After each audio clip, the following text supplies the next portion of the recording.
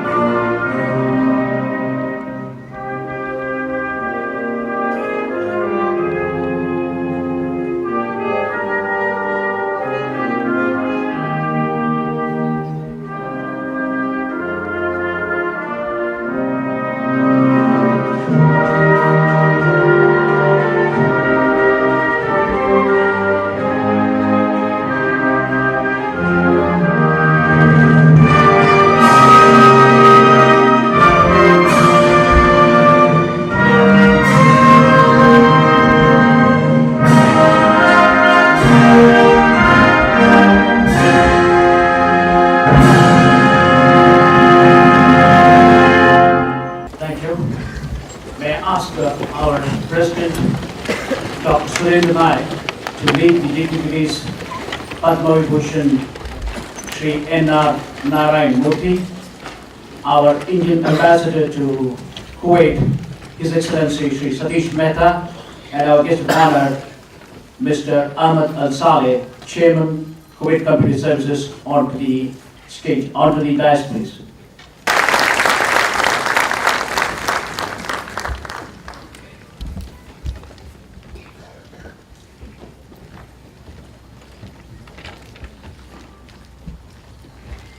May I request Dr. Surendra Naik, President of Kuwait Kannada Koota, to present a bouquet to Padma Vibhushan Shri NRN Murthy.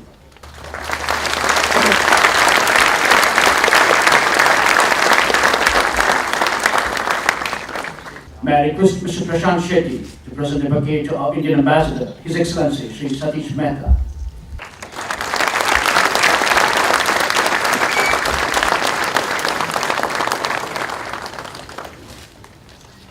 May I now request Sri Jaika Shetty, ex-President of Kuwait Kannada Koota, to present a bouquet to Mr. Ahmad Al Saleh, Chairman, Kuwait Community Services.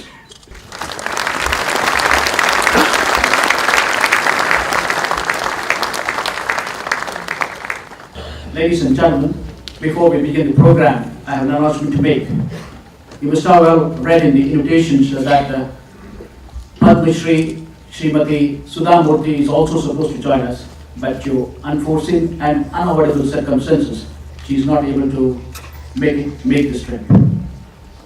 May I now request Dr. Surendra Naik, President of Kuwait Kannada Koota, to give a welcome address.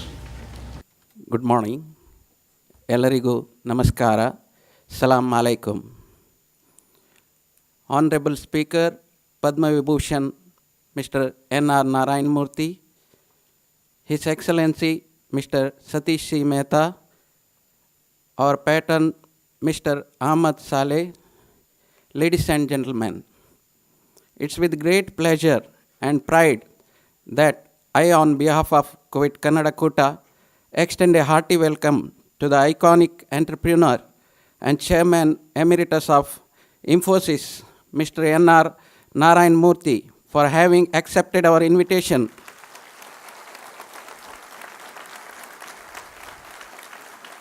to visit Kuwait and shall be sharing his thoughts with this august audience.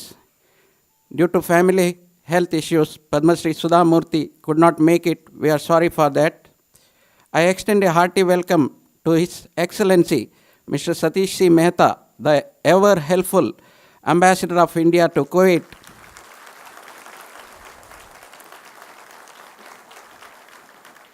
who has kindly consented to preside over the proceedings. It's a busy day for His Excellency. Mr. Ahmed Musad Al Saleh, the chairman of Kuwait Computer Company, is the young face of entrepreneurial skills of our Kuwaiti brothers. And we are proud to have him with us. Welcome, sir. Ahlan wa sahlan. We have with us some extremely successful Kuwaiti brethren who are eager to listen to the success story of India.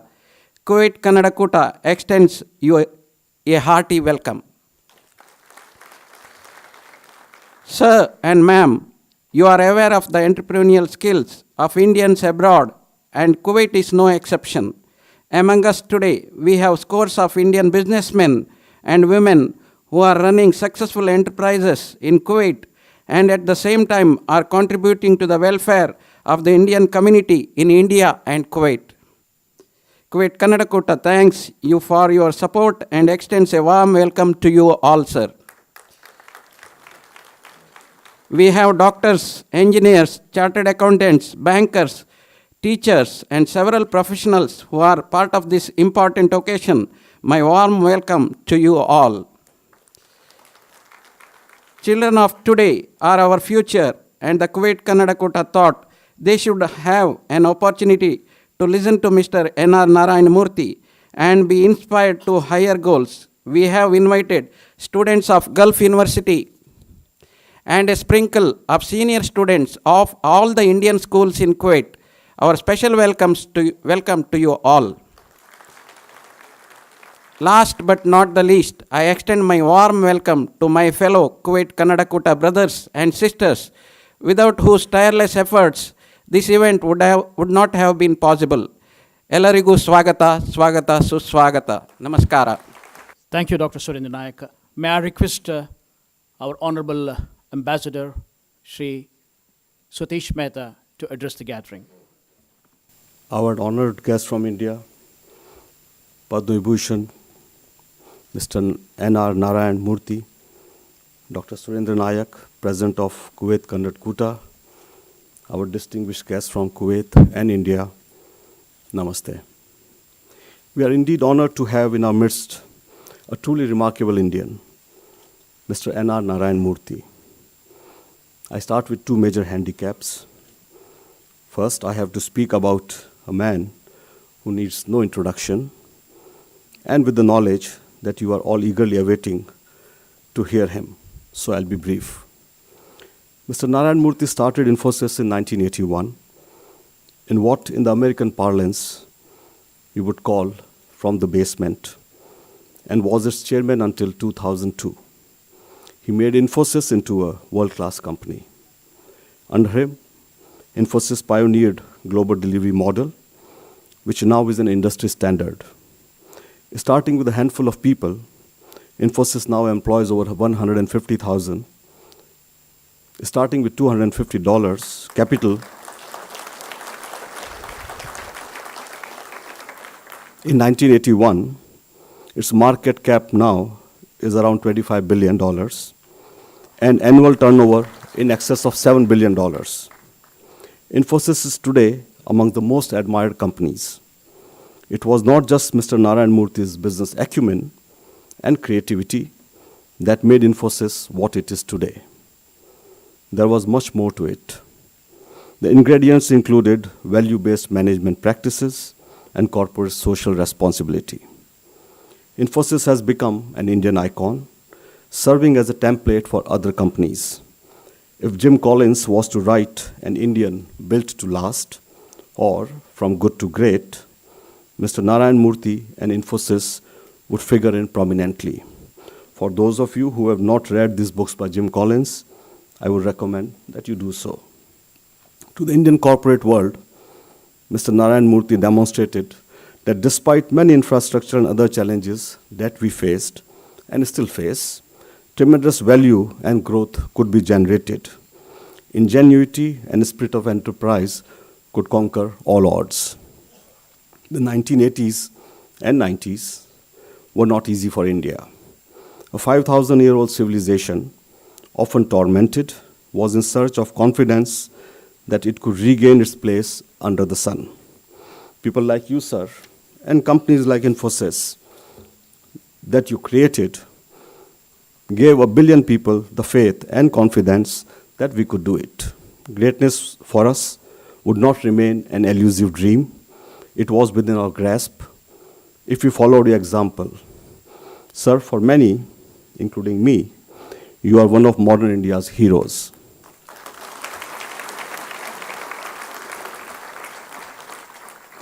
But what defines you is not just how you generated wealth for yourself and your shareholders. It is how you used it, by giving back through charity to the country and people whom you love so much. And in this journey, as perhaps in your life's journey, you had a remarkable partner, your wife, Mrs. Sudha Murthy, whom we miss today. Together, you have set an example for giving back to the society with purpose, humility, and largesse, which has few examples. You strive to and have made a difference to India. Mahatma Gandhi had said, businessmen were trustees of the society for the wealth they had. You are a proof that this is true. Accolades, recognitions, awards, including Padma Vibhushan, have followed, but these were natural. I could go on, but I have not forgotten that everyone here has come to listen to you. So I will conclude by thanking Dr. Dr. Nayak and Kuwait Kannada Koota for inviting for inviting you to Kuwait, though we had invited both of you. They couldn't have given the Indian community a better way to start the last weekend before Diwali, or a better Diwali gift.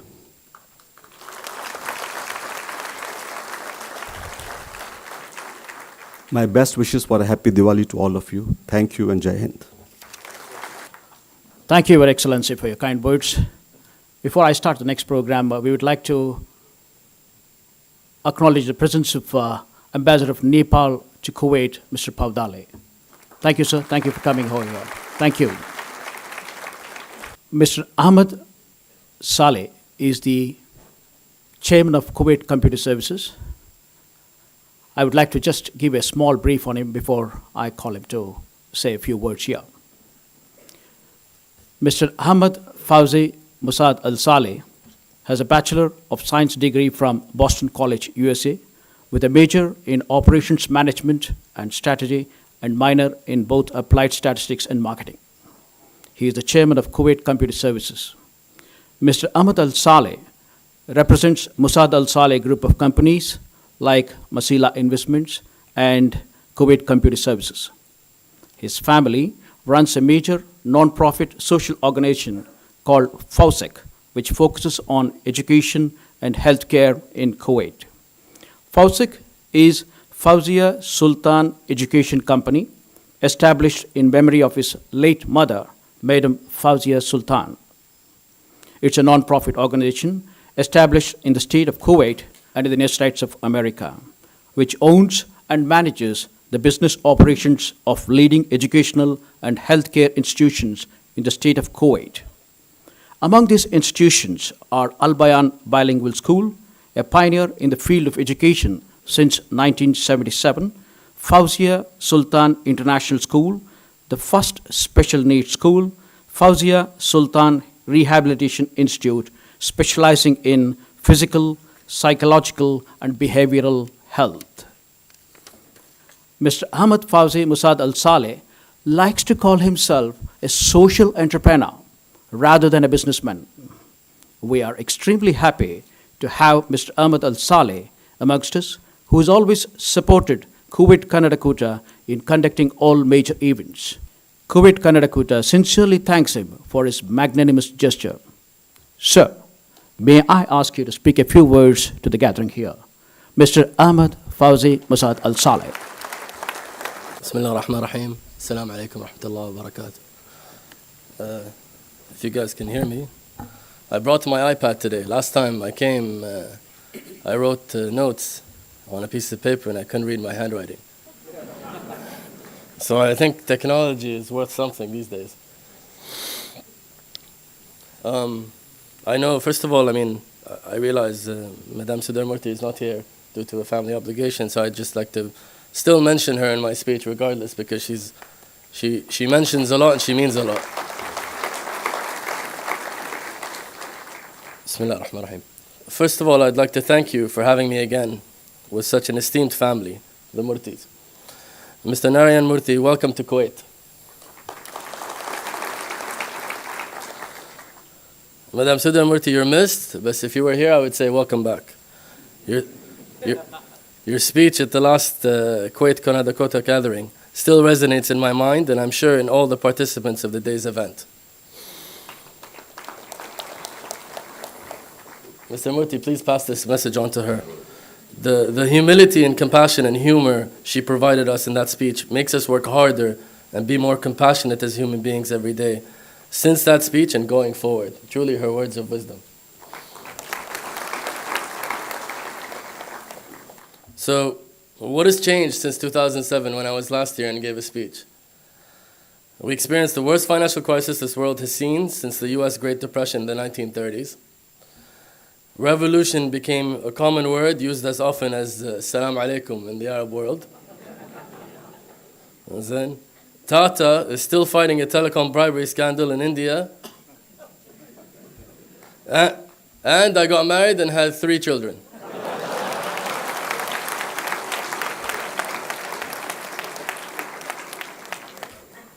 I'm not sure whether marriage is revolutionary, as it's been in existence since the dinosaurs. However, children are, because each one is not like the other. Children deserve a good education and a nurturing home environment so that they can become our scientists, mathematicians, engineers, doctors, finance managers, and astronomers.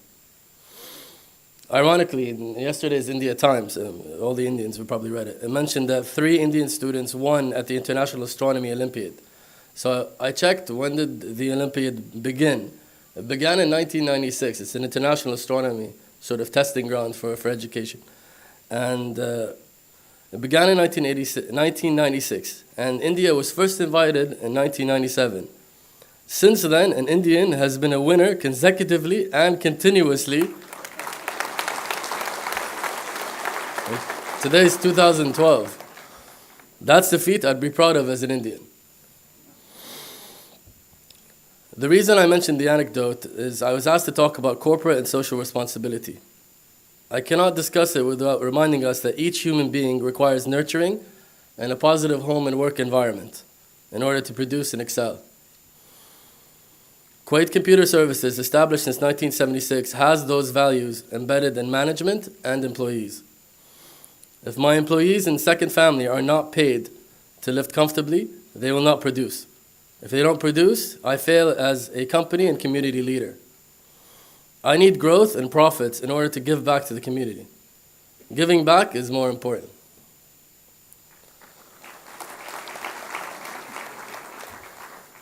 I try hard to hire the right employees whom are like-minded to my community work. As you all know, my family has a large non-profit organization that focuses on education, physical rehab, psychology, and soon enough, health services. Our goal is to provide Kuwait with better services and higher quality of care for our citizens. We also focus on the expat community, and you guys are a major contributor of that. And we're going to focus on it from a general care perspective, where we can provide each laborer in Kuwait higher quality general care for a cost of 3 KD per individual. So imagine all the labor pool in Kuwait and how angry they are. The ones that work in cleaning companies and sort of contracting companies, the lower end sort of echelons. Those people cannot get decent health care. So it's definitely our goal to fix this in Kuwait. We're far away from that goal, but we're socially responsible to get there.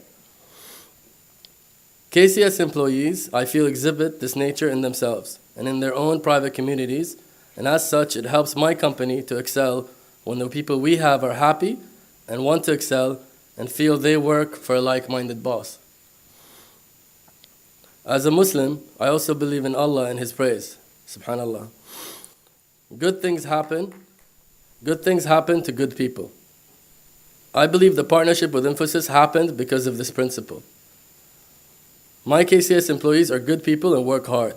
I'm sure each of you in your respective jobs feels the same way about your companies and partnerships.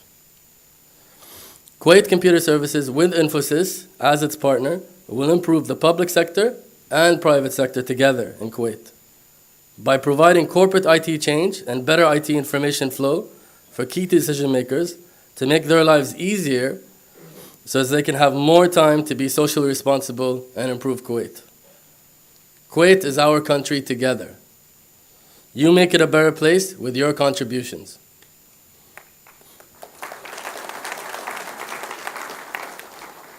May God bless the Emir Sheikh Sabah Al-Ahmed Al-Sabah and keep our Kuwait safe in God's hands. Shukran, salam alaikum. Thank you, Mr. Mahmoud Saleh. You have revealed so many facts of India which we didn't know. Thank you so much. Well, now I'd like to introduce Padma Vibhushan Sri Narayan Murthy. I'm too small a man for that. Yet, with all my humility, I'll just give a brief of Sri Narayan Murthy. Born on August 20, 1946, Nagavara Ramarao Narayan Murthy is a BE Electrical from University of Mysore and MTech from IIT Kanpur. Narayan Murthy began his career with Patni Computer Systems in Pune. Mr. Narayan Murthy is the founder of Infosys Limited, a global software consulting company headquartered in Bangalore, India. He founded Infosys in 1981, served as the CEO from 1981 to 2002, and as a chairman and chief mentor from 1981 to 2011. Under his leadership, Infosys was listed on NASDAQ in 1999. He is currently chairman of Emirates of Infosys.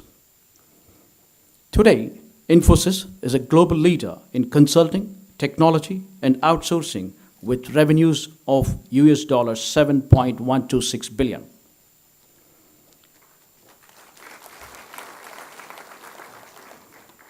Infosys provides business consulting, technology, engineering, and outsourcing services to help clients in over 30 countries.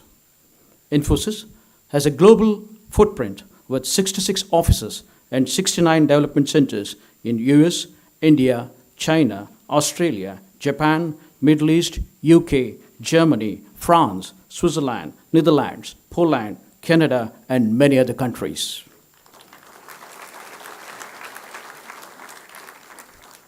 Infosys and its subsidiaries have 153,761 employees as of 30th September 2012.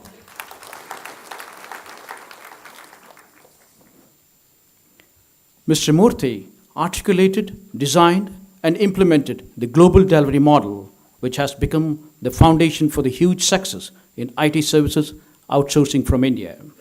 He is an IT advisor to several Asian countries. He serves on the boards of HSBC, Ford Foundation, Rhodes Trust, the Indian School of Business, and the UN Foundation. He served as a member of Unilever Board between 2007 and 2010, the chairman of International Institute of Information Technology, Bangalore, between 2002 and 2012, and the chairman of Indian Institute of Management, Ahmedabad, between 2002 and 2007. He has also served on the boards of Cornell University, Singapore Managed University, Wharton School, and the Graduate School of Business and Stanford University. Mr. Murthy was listed as one among the 12 greatest entrepreneurs of our time by the Fortune magazine in 2012. The Economist ranked him among the 10 most admired global business leaders in 2005. He's been awarded the Padma Vibhushan by the Government of India, the Legion G Honor by the Government of France, and the CBE by the British government. He is the first Indian winner of the Ernst & Young's World's Entrepreneur of the Year Award. He has appeared in the rankings of businessmen and innovators published by Businessweek, Time, CNN, Fortune, India Today, Business Standard, Forbes, and Financial Times. He is a fellow of the Indian National Academy of Engineering and foreign member of the US National Academy of Engineering. He received the 2007 Ernst Weber Medal from the Institute of Electrical and Electronics Engineers, USA. He was awarded the 2012 Hoover Medal in recognition of his philanthropic activities in India. He has about 25 honorary doctorates from universities in India and abroad. Ladies and gentlemen, I can go on, and it takes hours to tell about or brief about his achievements. I'll stop at that, and I'll leave the floor open to Sri Narayan Murthy to talk about entrepreneurship. May I ask Dr. Surendra Nayak to lead the dignitaries onto the auditorium, please. Dr. Surendra Nayak, Ambassador, Mr. Ahmad Al-Saleh, distinguished guests, and most importantly, the youngsters sitting in the audience. First of all, I must thank Sri Nagaraja Rao and his wife for this kind invitation to visit Kuwait. I have been receiving this invitation for the last several years, but somehow my itinerant life did not permit that privilege. Even today, I am on the plane. I travel abroad for about 22 days a month, and I am in India about 8 days a month. But somehow this time it has worked out, so I'm very, very grateful.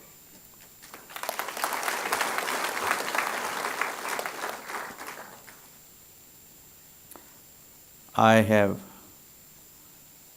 read a little bit and heard a lot about this great country. This is a country that has offered extraordinary opportunities to a sizable number of Indians and indirectly to their families.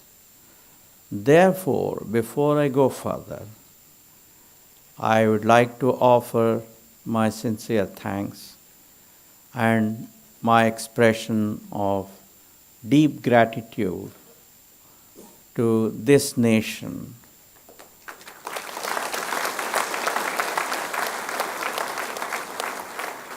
for providing this opportunity. At the same time, I would like to request, and in the case of youngsters, advise that the residents of Indian origin here in Kuwait must remember that their responsibility as guests of this country is to demonstrate their commitment to this society, is to demonstrate their loyalty to this society, is to be productive citizens of this productive people in this society, is to enhance the trust that the country has in yourselves, is to put the interest of Kuwait ahead of your own personal interest in everything that you do.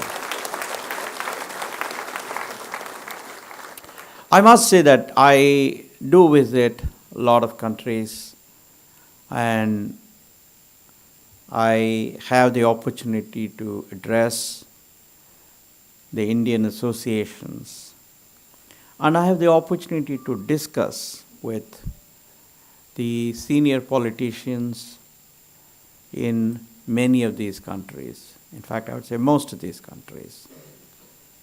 And one thing I have heard uniformly from these senior politicians, presidents, prime ministers, ministers, secretaries, etc., is that the Indian residents have always conducted themselves as low-key, productive, peace-loving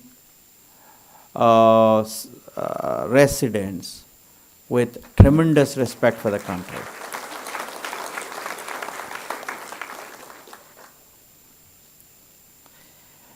The organizers have requested me to speak on entrepreneurship and how that can change a society.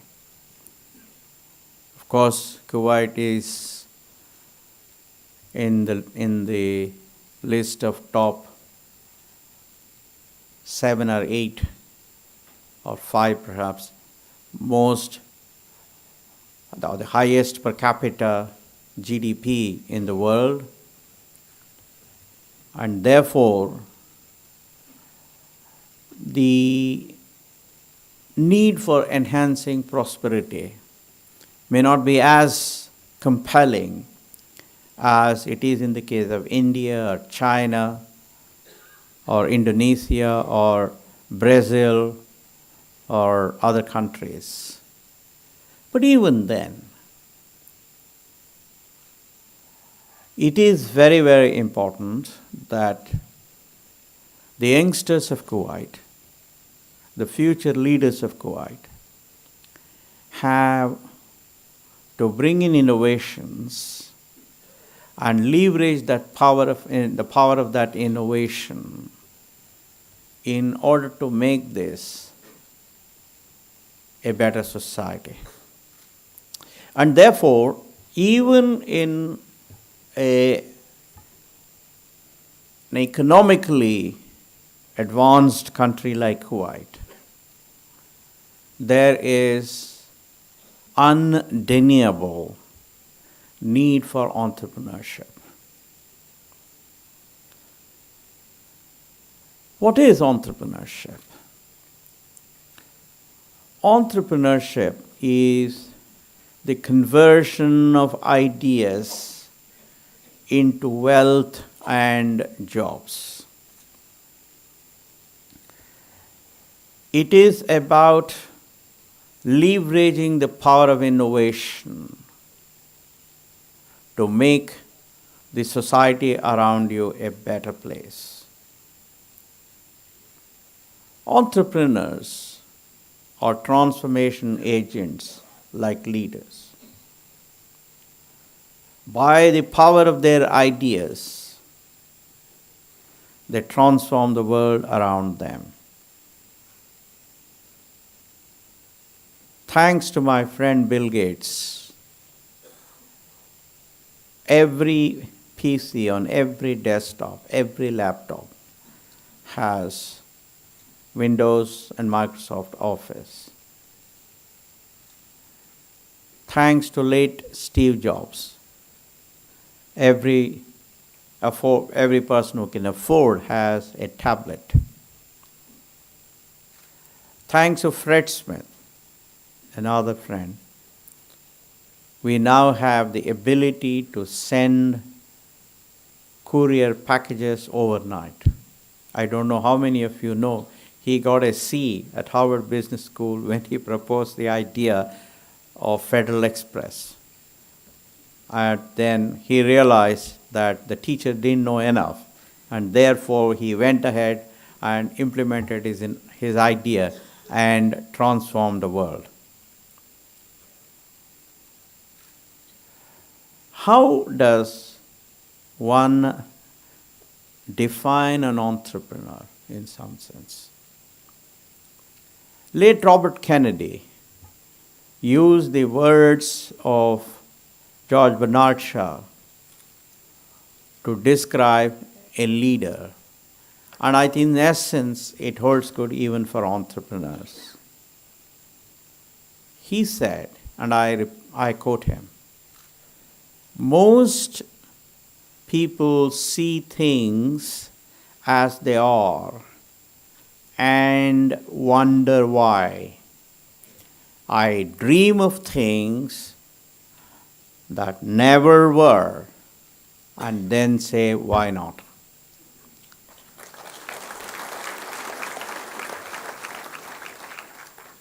This is a beautiful definition of leaders and entrepreneurs. While most of us are wondering why things are around us, entrepreneurs think of plausibly impossible ideas and then say, why not?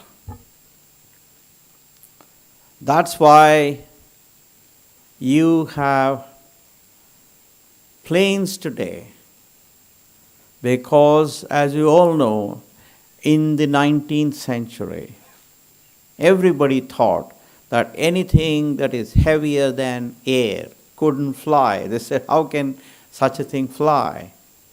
But then Wright brothers demonstrated that it could indeed fly. So therefore, I think entrepreneurs are a very, very important part of our society. And in the case of poorer countries like China and India, poorer but powerful countries like China and India, Brazil, Indonesia, entrepreneurs play a very, very important role. And that is, they create jobs.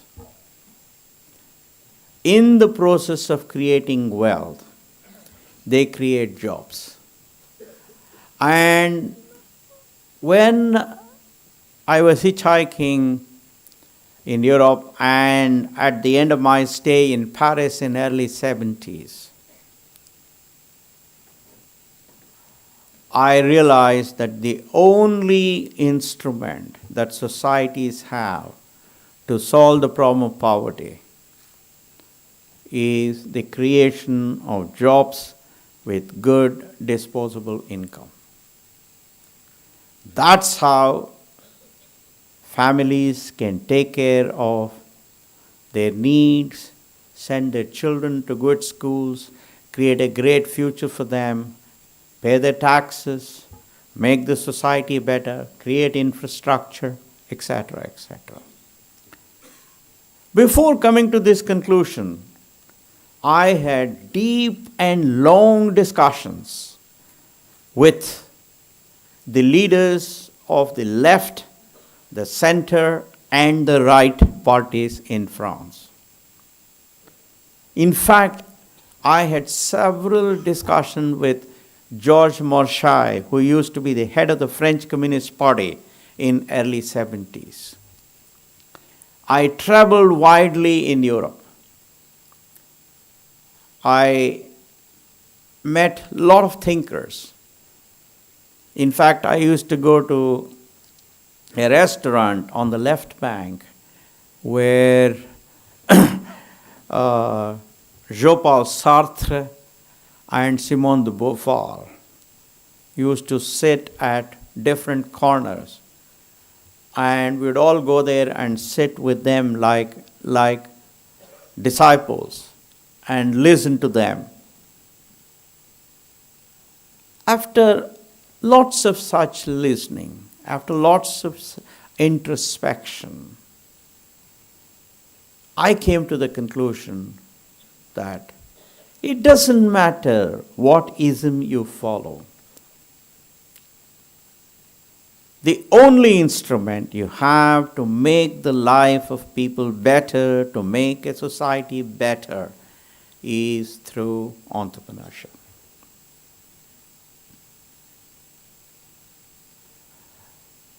This idea was in some way reinforced when I spent 11 months on the road hitchhiking from Paris to my hometown Mysore in 1974, spending all of $450 in 1 year. In other words, about $1.20 a day. I mostly slept on platforms in railway stations. I mostly ate free food, but I had wonderful time. I had a wonderful time.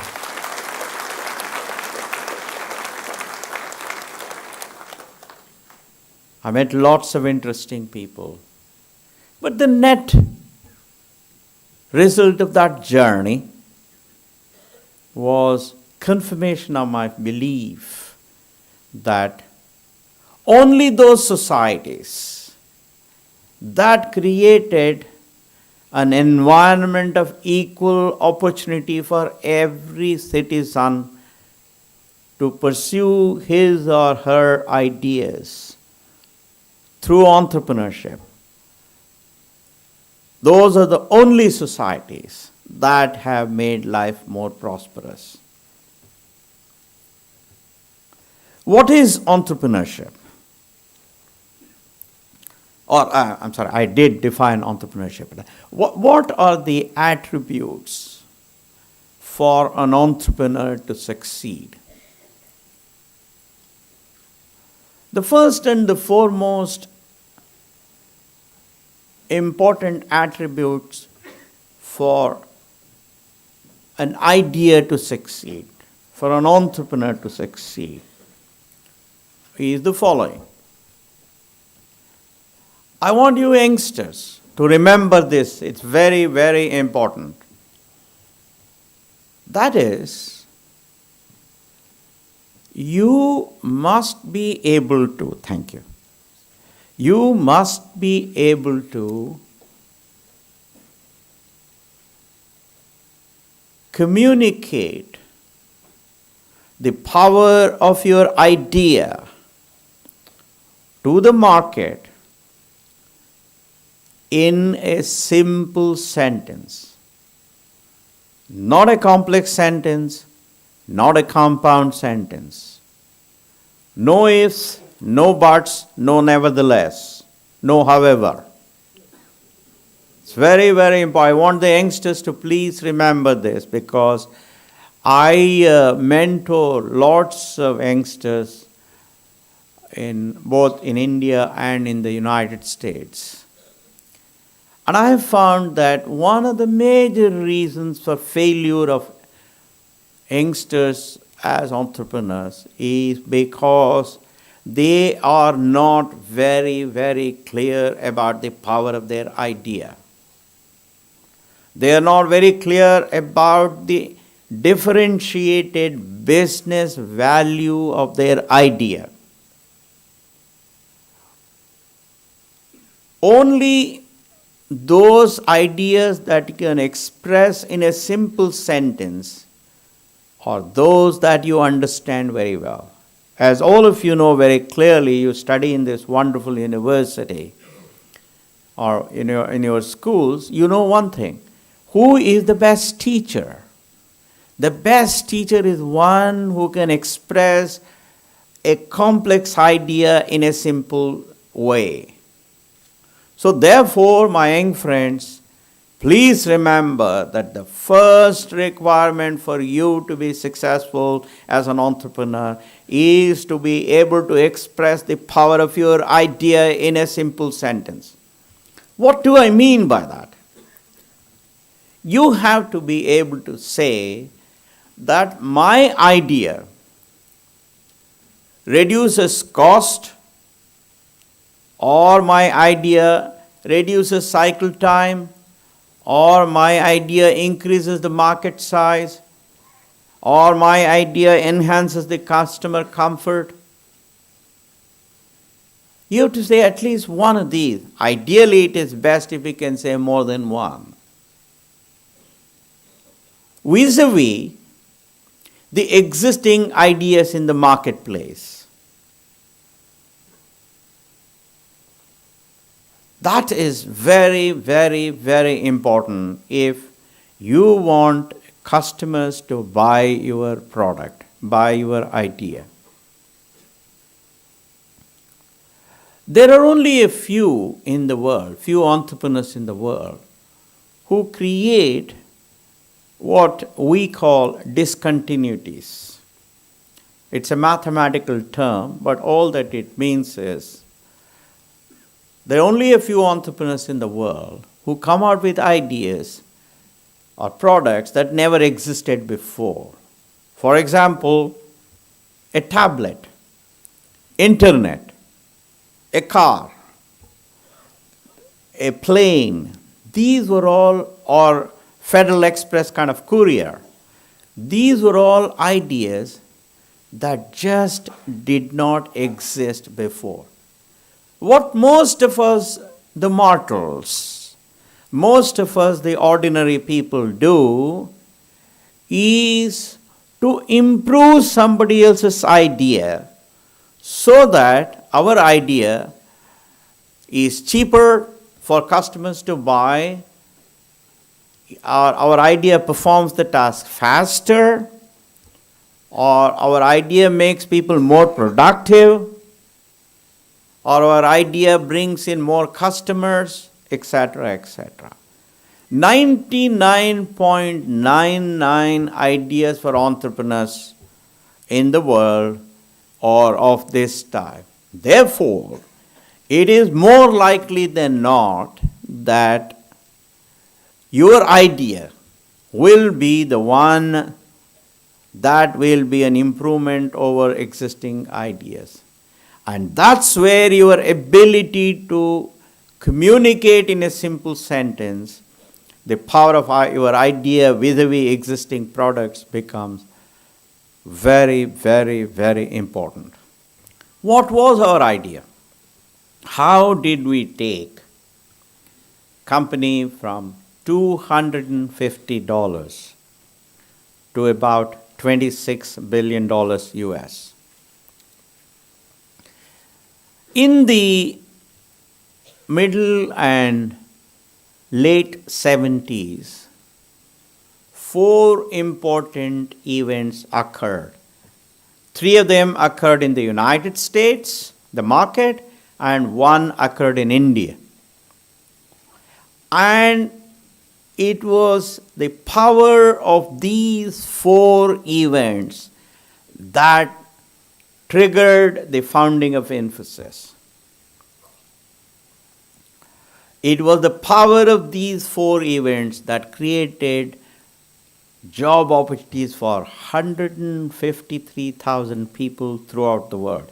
About 40,000 people outside India and about 110 in India and of course China. These 3 events were the following. In 1975, a judge in Minneapolis, in the state of Minnesota,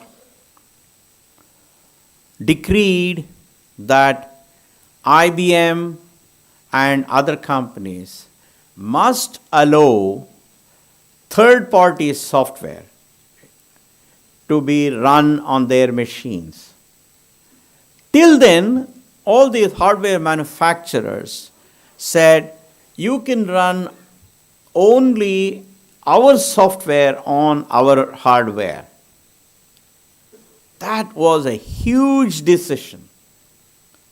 That opened up opportunities for lots of companies to produce new pieces of software. That was one. The second event was the introduction of super mini computers in 1978. Announced 32-bit super mini computers which were almost equal in power to the IBM mainframe, but were much, much, much cheaper. Probably by a factor of 8 or 10. That event told me that more and more and more smaller and medium-sized corporations in the United States, in Europe, and in Japan at that time would start using computers. Because till then, the medium-sized corporations and small corporations did not use computers. It may appear strange to you people, but that was the reality, because they were so expensive. The third event that happened in the United States was the following. These manufacturers of super mini computers introduced industrial strength online transaction processing software based on relational databases. This is a technical point which Mr. Ahmed Al-Saleh will understand, but let me try and put it in a simple way. What it meant was, using this software as a platform, it was now possible for these medium-sized and smaller corporations to write commercial applications.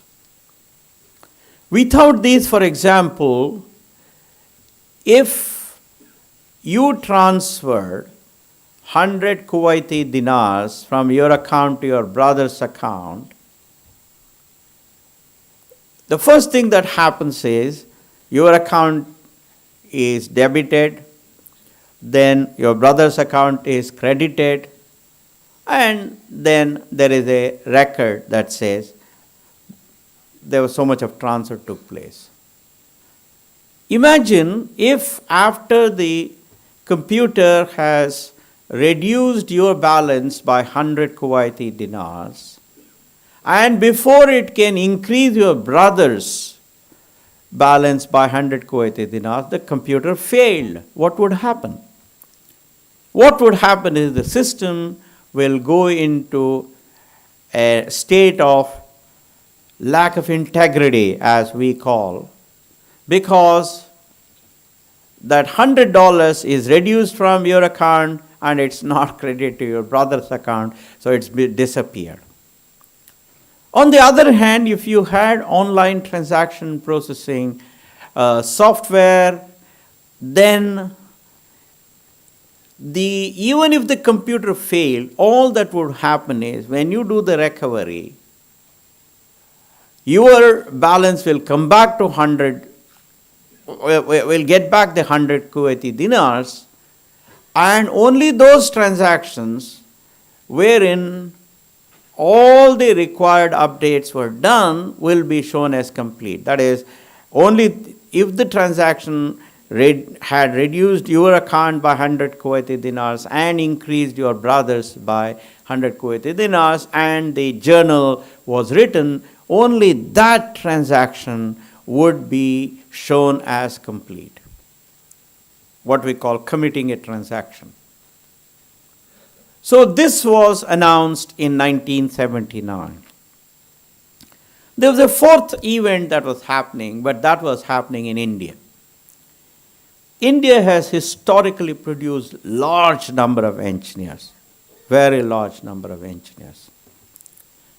But in the 70s and early 80s, they had very few jobs. Therefore, when we sat down and thought, we said, oh, this is unbelievable. We now know that the market in the West, particularly in the United States, is going to explode exponential thanks to the first three events that I talked about. On the other hand, there is an extraordinary supply of talent in India. These engineers are hardworking, they are dedicated, they are committed, they have integrity, etc., etc. We said, why can't we connect this demand in the West with the supply in the East or in India and create a great opportunity to create wealth for ourselves, billions of dollars of wealth for ourselves, and jobs for hundreds of thousands of people. That's how Infosys was founded. So therefore, the second point I am going to make, or the second requirement for success of your idea as an entrepreneur, is that the market must be ready to buy your idea. If, you see, let me give you an example. In 1976, I founded a company called Softronics in Pune, India, for the domestic market. But I pretty quickly, within a matter of 8 months, I realized that the Indian market was not yet ready to buy software because there were not too many computers, there were too many restrictions by the government, and therefore I knew I was going to fail. And one of the good things that I did was I closed Softronics pretty quickly. I set aside my ego and I said, look, I was not smart enough to think of this, and therefore now let me wait till there is a better environment for my idea. So, my young friends, I want you people to realize that no matter how smart your idea is, if the market is not willing to buy your idea, you're not going to succeed. Let me give you another example of how even extraordinary ideas may not succeed. When I was working in Paris in the 70s, 71, 72, Philips came out with a wonderful mini computer. That means a 16-bit small computer. By then, Digital Equipment Corporation, Hewlett-Packard, and Data General had come out with similar computers in the US. And they were successful even in Europe. But somehow, when Philips came out with these wonderful computers, and I, as a technical man, knew that Philips' computer was better than most of those other competitors' computers. But somehow, the corporate leaders thought of Philips purely as a company that could produce excellent light bulbs, excellent radios, and other such equipment, but not computers. So therefore, the corporate leaders, the early adopters of this idea, just didn't warm up to Philips at all. And Philips, in spite of having produced a wonderful computer, had to close down its computer manufacturing. So please remember that not only should you be able to express the power of your idea in a simple sentence, the market must be ready to listen to that idea. Market must be ready to appreciate that idea. Market must be willing to put dollars and cents on the table for you to succeed. Now let me come to the third attribute.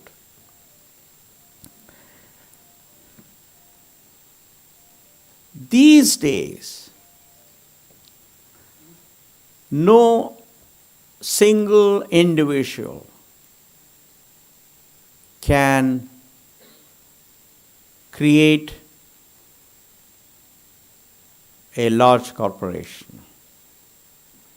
No single individual, for that matter, can scale up a small company to a large company. And you need complementary strengths for succeeding as a company. What do I mean by complementary strengths? I mean, you may have a wonderful technological idea, but you need with you people who understand sales and marketing. You need experts in finance. You need experts in human resources development. You need experts in actual production technologies. Only when you can bring such people together, then there is a possibility that you will scale up your idea. Let me give you a data point on that. In between 1979 and 1982, there were 13 people who founded companies like we did in India. Not one, not two, 13. They were all very smart people. But Infosys was the only one from that group which came up so high. And one of the main reasons was, when I founded the company, when I put together the initial team, I realized the power of complementary strengths, and therefore I brought younger people, one of whom knew sales, I knew finance reasonably well, another person knew human resources, a third person knew project management, etc., etc. So therefore, my young friends, I would say, when you have a wonderful idea, when you think the market is ready by doing a small test marketing, you must bring a team that has complementary strengths. In technical words, we say you must bring a team that has mutually exclusive and collectively exhaustive set of expertise, experience, and skills. What is the next one? After you have got a great idea, after you've done test marketing and found that the market is ready to accept your idea, after you have brought a complementary strength team, now as a leader, you must ensure that this team has a good value system. In other words, you must have a team that trusts each other, that has hope in you, that has confidence in you, that will make all the required sacrifices. Because remember that entrepreneurship is all about deferred gratification. What do I mean by deferred gratification? It means you work hard today, you are away from your family, you make a lot of sacrifices, you take a very small percentage of the salary in the hope that when the idea succeeds, you will make lots of money. So therefore, entrepreneurship is all about a promise. Just as national leaderships are all about promises, entrepreneurship is all about a promise. And as a leader, you must learn to communicate well, raise the aspirations of your people, make sure that your people have a good and enduring value system. Finally, you need money. When I founded the company, nobody believed us. There were no venture capitalists. We had to go to banks, all the multinational banks in India. I went to Citibank. They said, no, we don't give you people. We give only to very rich people. I went to Bank of America, where my classmate was working, and they said the same thing. Finally, it was the state government the Financial Corporation of the state of Karnataka, that gave us the loan. And even today I'm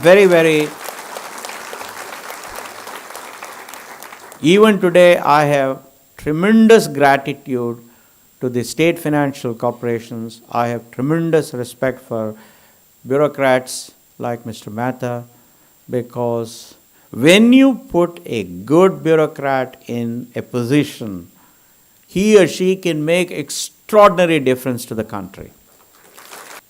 But today, that's not your problem, because there are so many venture capitalists who are ready to give you money.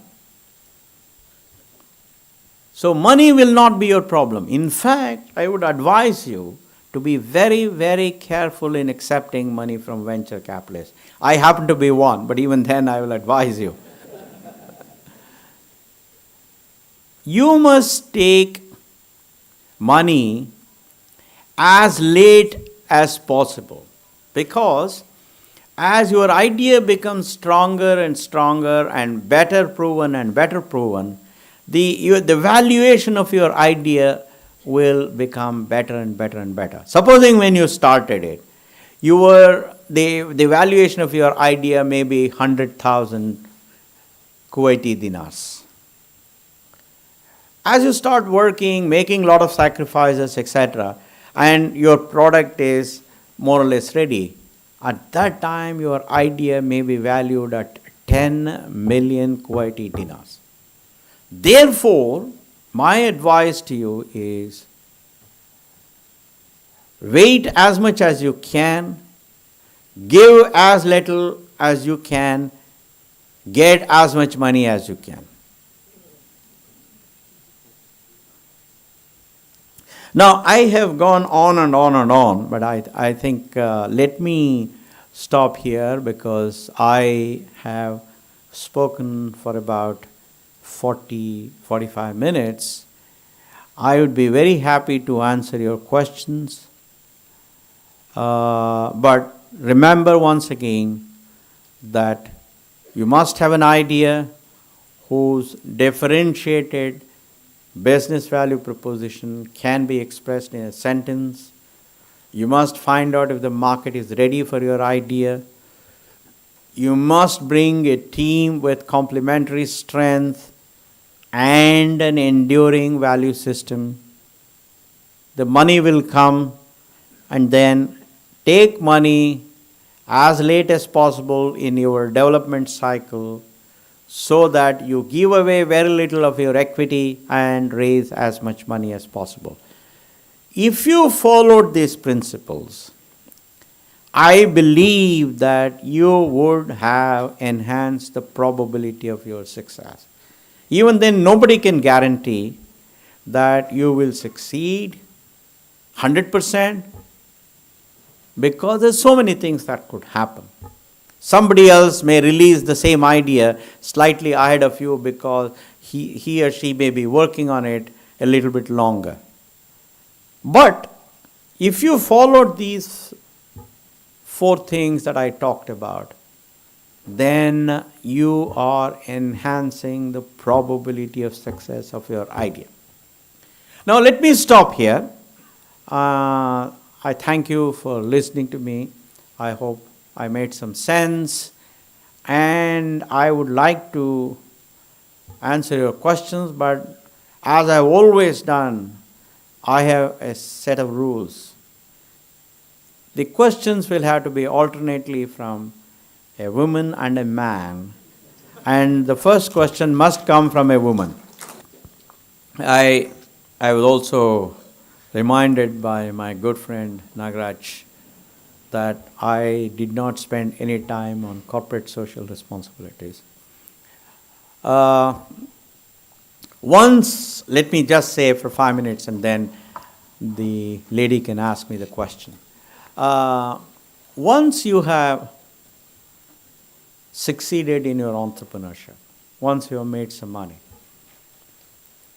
remember that it is very, very important for you to do what Mr. Ahmad Al Saleh has done.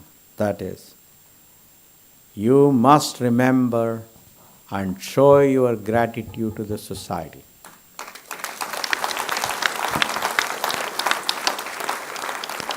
There is a very important reason, very practical reason, and that is, after all, it is the society that contributes customers. It is the society that contributes employees to your organization. It is the society that contributes investors in your organization. It is the society that elects politicians who frame policies so that your organization can succeed. It is the society that contributes bureaucrats who actually implement those policies. Therefore, unless you have the goodwill of the society, unless you live in harmony with the society, you will not be a long-term corporation. As I've often said, the best index of success of a corporation is its longevity. That is, how long the corporation has survived and has succeeded. That's why I have a lot of respect for IBM and GE, etc., which have been in existence for 100 plus years. And if you want to survive and succeed over a long period, you must live in harmony with the society, because I don't know of a single corporation that did not live in harmony with the society and that succeeded over a long period of time. And that's one. There is a second reason why you have to make a difference to the less fortunate ones in the society. I was at Davos, the World Economic Forum, several years ago, and at that time Mr. Rick Wagoner, who was the CEO of General Motors, the car manufacturer, all of you know, he asked me to define success. I was sitting there with Michael Dell, Bill Gates, Roosevelt Moss Cantor, a professor from Harvard Business School and all. And he said, Murthy, I want you to define success. So I had to think on my feet. And I defined success the following way. I said, success to me is if I can bring smile onto the face of people when I enter a room.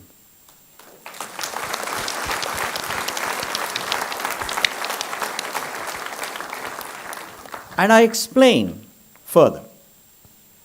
If they realize that I am a decent person, if they realize that I mean well for them, if I have demonstrated through my action that I want to help others,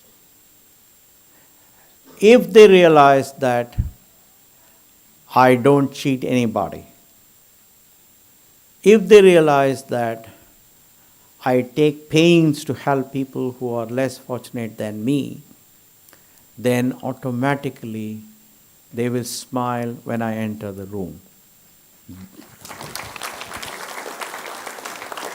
So therefore, for those of us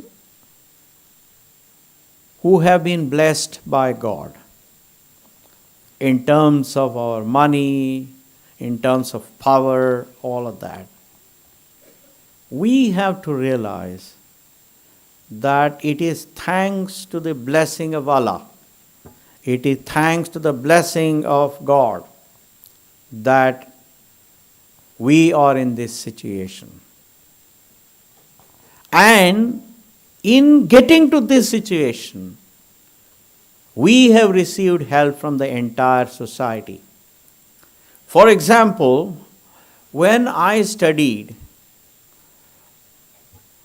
I did not pay a single rupee of tuition fee. I did not pay a single dollar of tuition fee. Everywhere I got scholarships from the state government, from the central government, etc., etc. And these were the results of the taxes paid by millions of Indians. So therefore, when I was lucky to be put in this position, it is very important for me to remember that so many others have indeed held me up.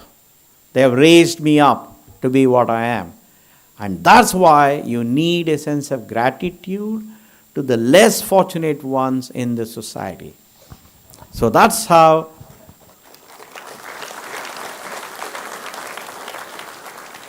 corporate social responsibility becomes very important. Generally, it is my wife who speaks a lot about these since she is not here.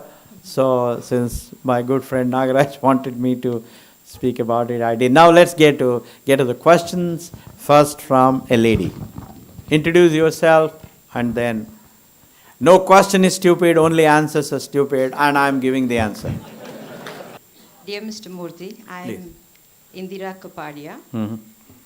The speech was very inspiring. I'm 58 years old and I'm all ready to start a business. Wonderful. Wonderful. I have a question. My son was born in Kuwait and moved to Canada, studied there, and now he's relocated to Mumbai again. Yeah. He's a computer engineer from Waterloo, and he wants to start a business there.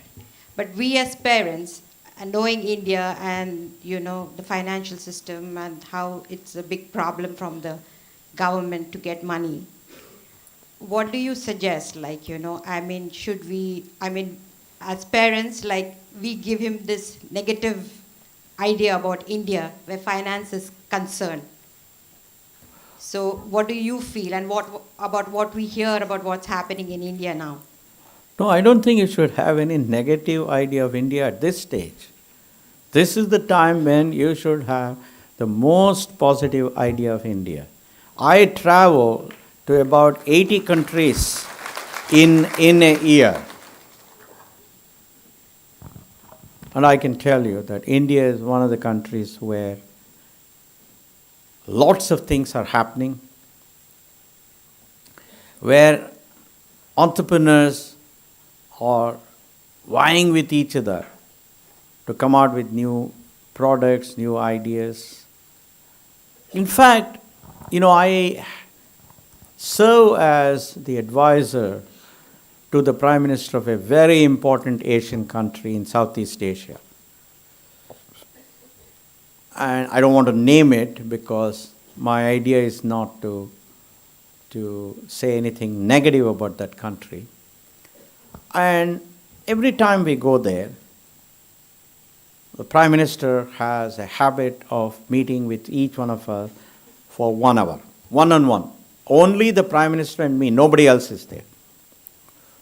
So he asked me what I thought about entrepreneurship drive in his country. And this is how I answered. I said, Mr. Prime Minister, if you come to Bangalore, you will see that we have lots of problems. Traffic is a problem, electricity is a problem, everything is a problem.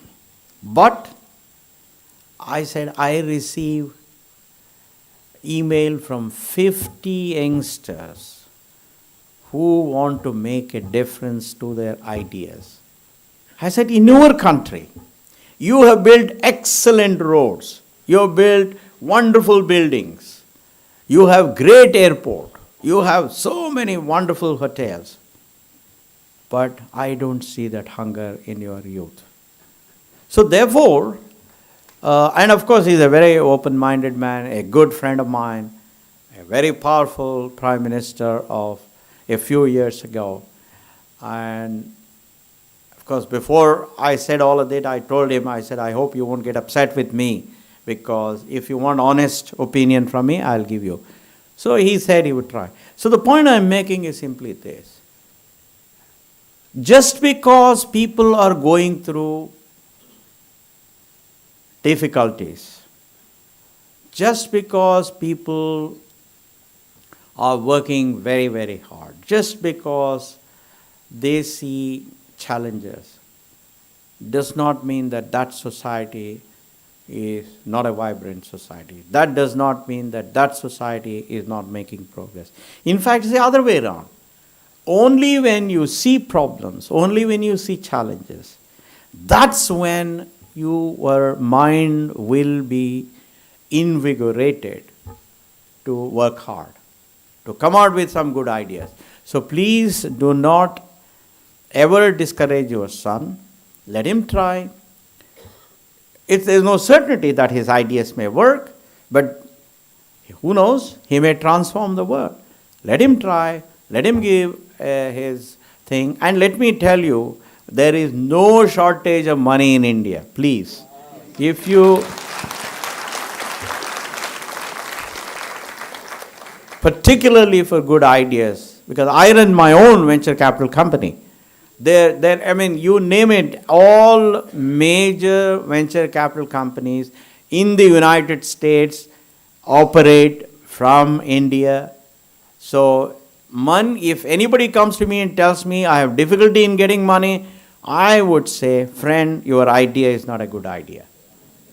So please tell your son first to validate the idea based on what I said, and if his idea is a good idea, India is not the country where he will find difficulty in raising money.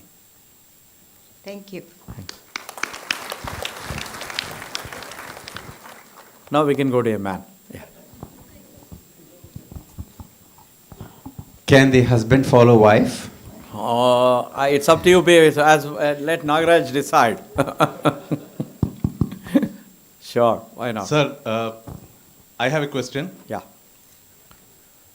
So you are talking about corporate social responsibility, and we see Infosys in the forefront of World Business Council for Sustainable Development.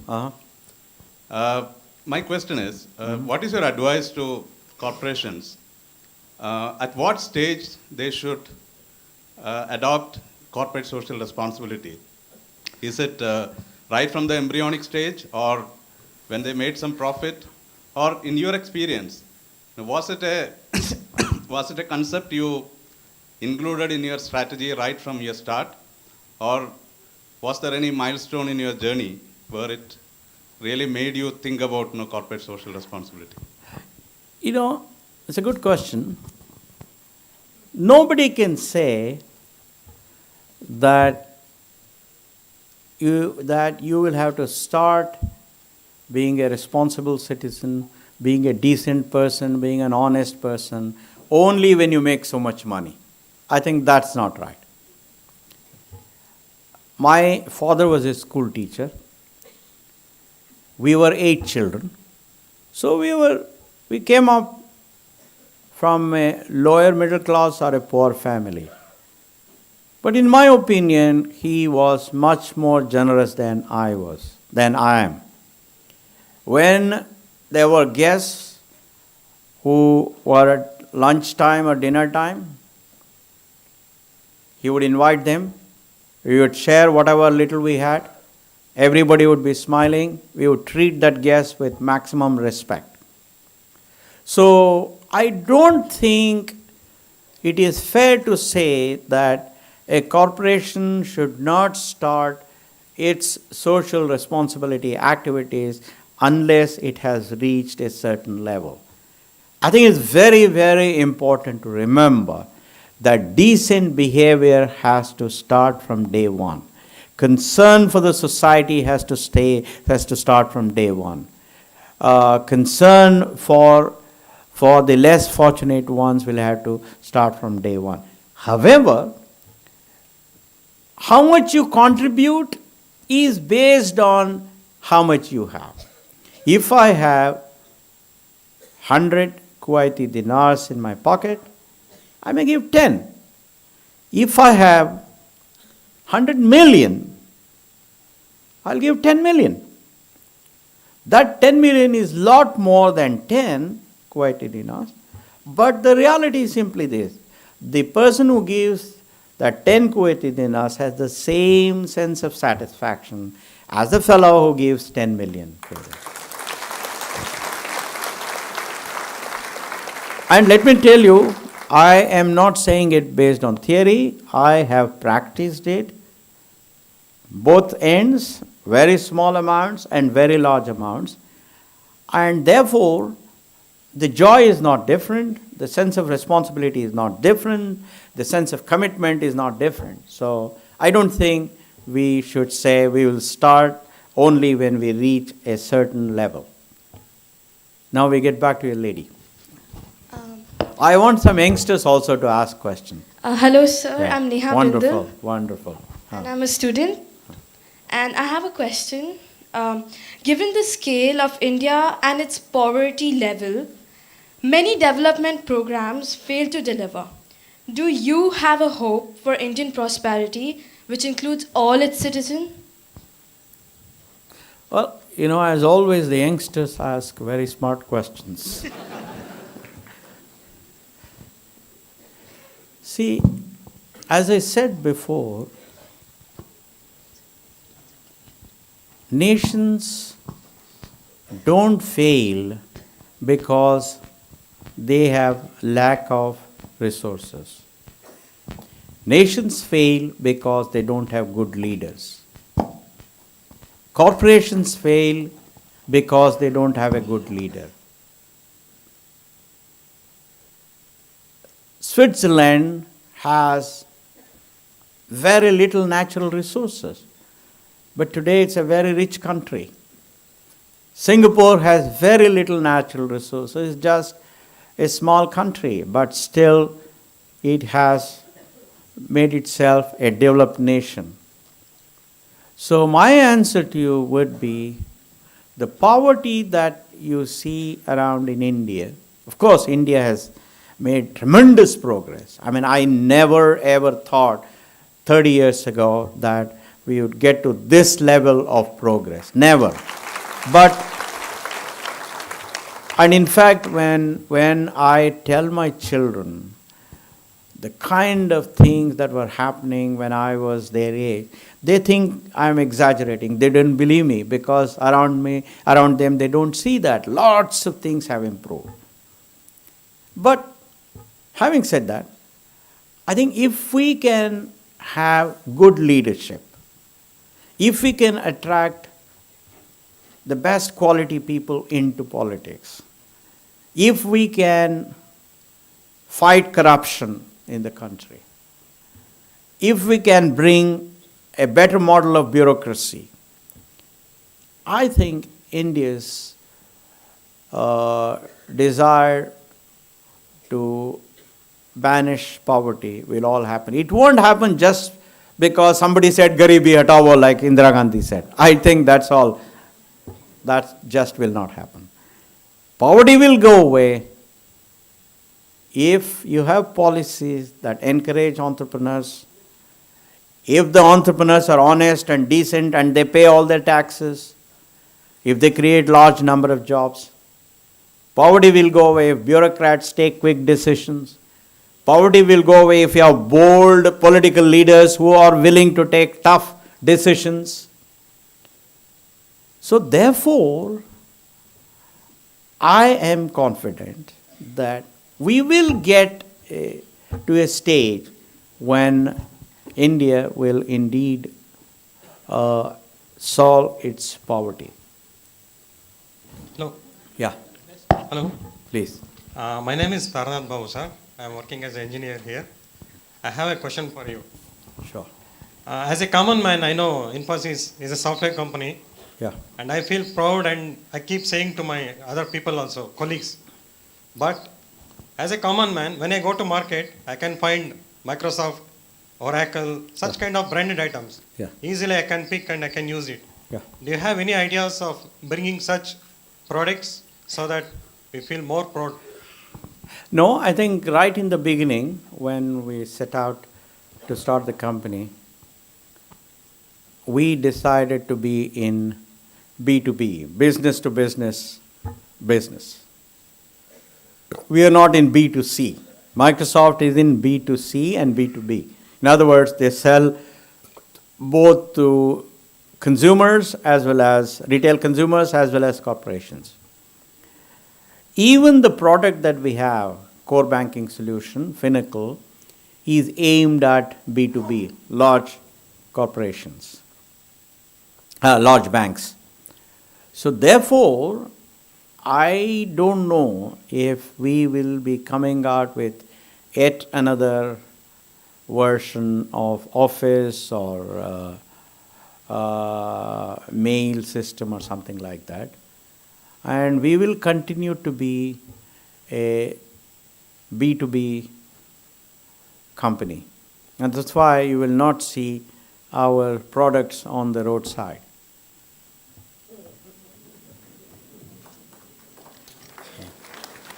Yeah. Good morning, Mr. Narayan Murthy. Please. My name is Sarika Sharma.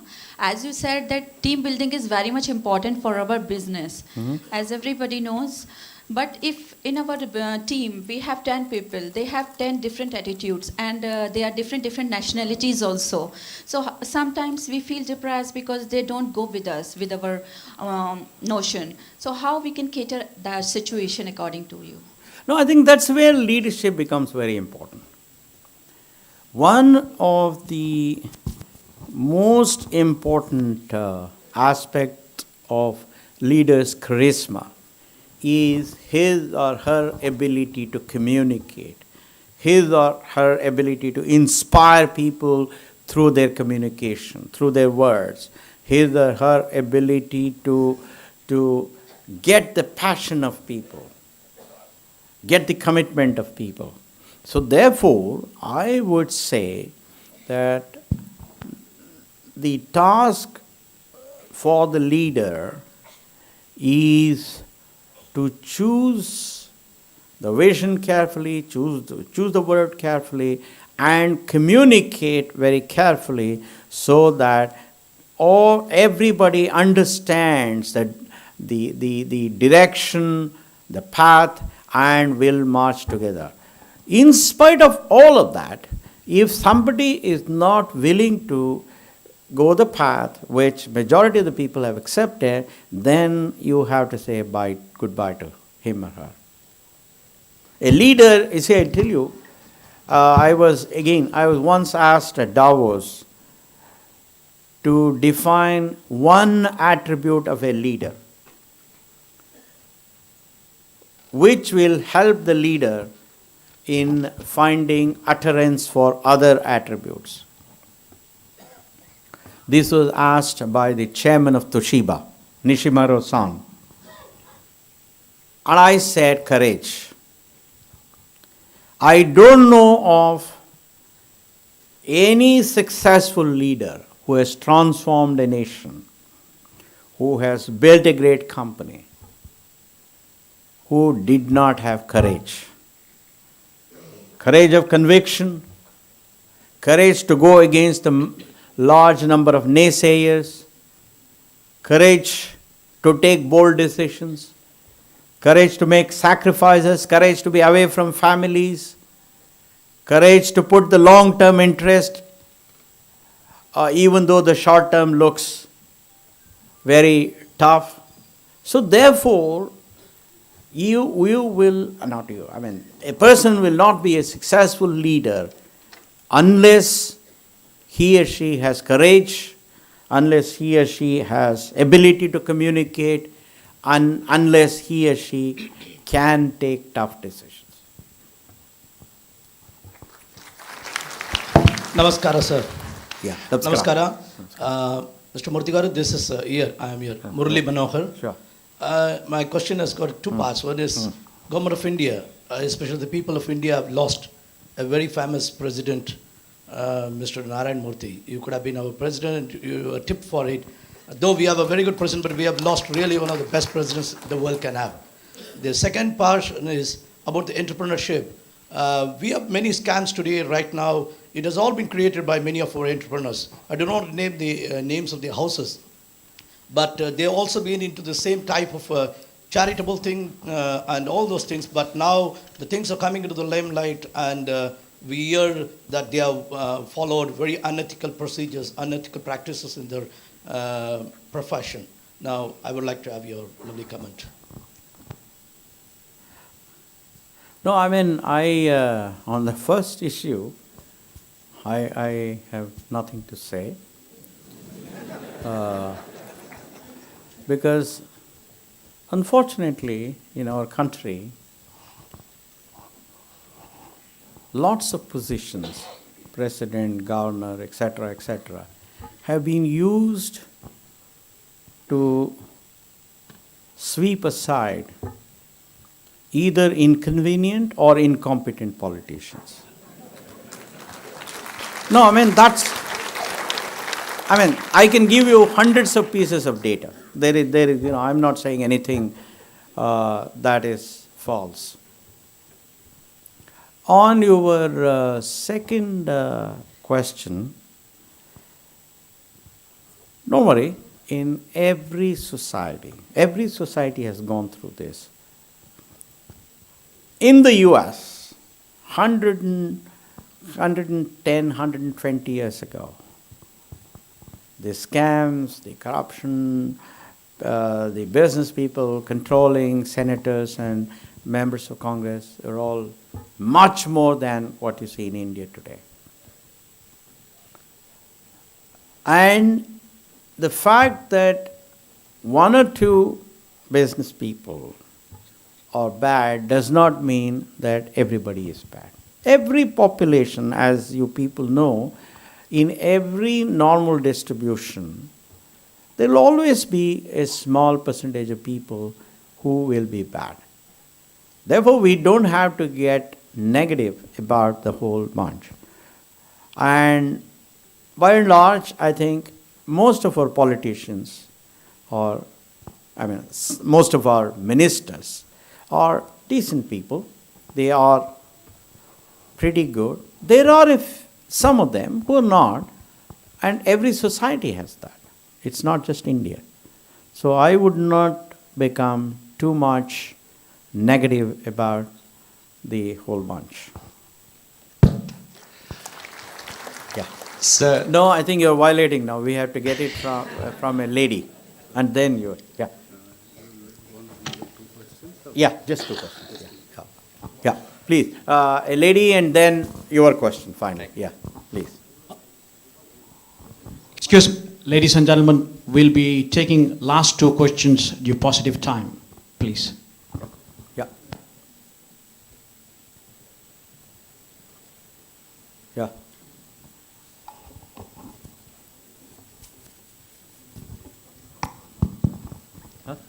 Good morning, sir. Yeah. Yeah. I'm Sujata Jaishankar. We had a wonderful session today morning. Thank you. I have a long-term vision of starting a school in India for the people who deserve to make a difference. You have mentioned market must be ready to buy your ideas. Could you advise how this statement relate to an education-oriented project? No, I see, education is not a business. Therefore, what I said may not fully apply to that. Having said that, let me tell you that if you start a school, and as long as you're not trying to make money out of that, but you just will have to charge enough fees so that the right to education condition, which says 25% of poor people must be admitted, etc. If you want to do all of that, you have to charge certain fees. I think they won't have any problem. Today, parents are willing to pay whatever is required to send their children to good schools. In fact, I am told that 25% of rural India sends their children to private schools at enormous sacrifice to the parents. So therefore, you will not have any problems. But the key question is, you will have to go through perhaps a couple of years of challenging times, because those children must say, oh, this is a great school, we learned well. The parents must realize that their children are indeed learning well. If you can do that, then I don't see, school is not, is a lot of opportunities in India. I don't think you will be short of, any opportunities. No. Finally, let's get a question from a child, because I think we'll get from a child. Sir. Yeah, please. No, let's get from a child, because, youngster. Yeah. Good morning, sir. Yeah. I'm Shalim. I'm a student.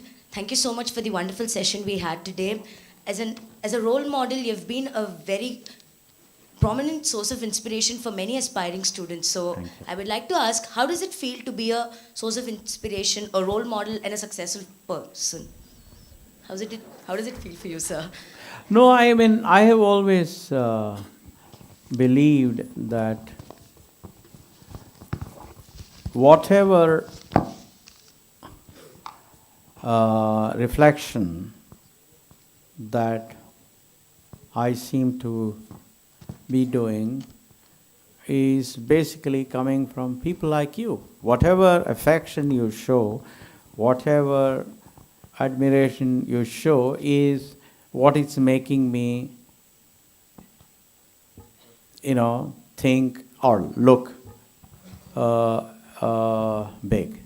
But that's happening because of your affection, because of your kindness, etc. Therefore, I think it's very, very important for people in positions of power and riches to show courtesy, dignity, and humility. Therefore, I feel very humble when people say words like you did.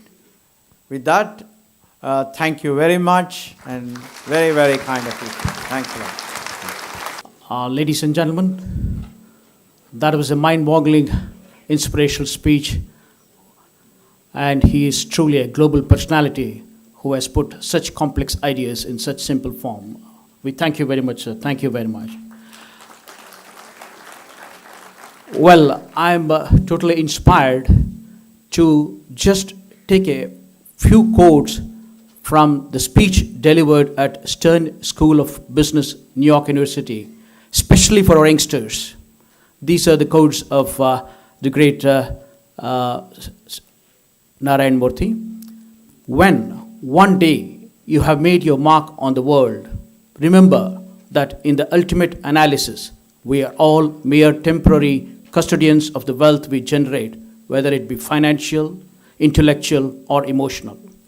The best use of all your wealth is to share with those less fortunate.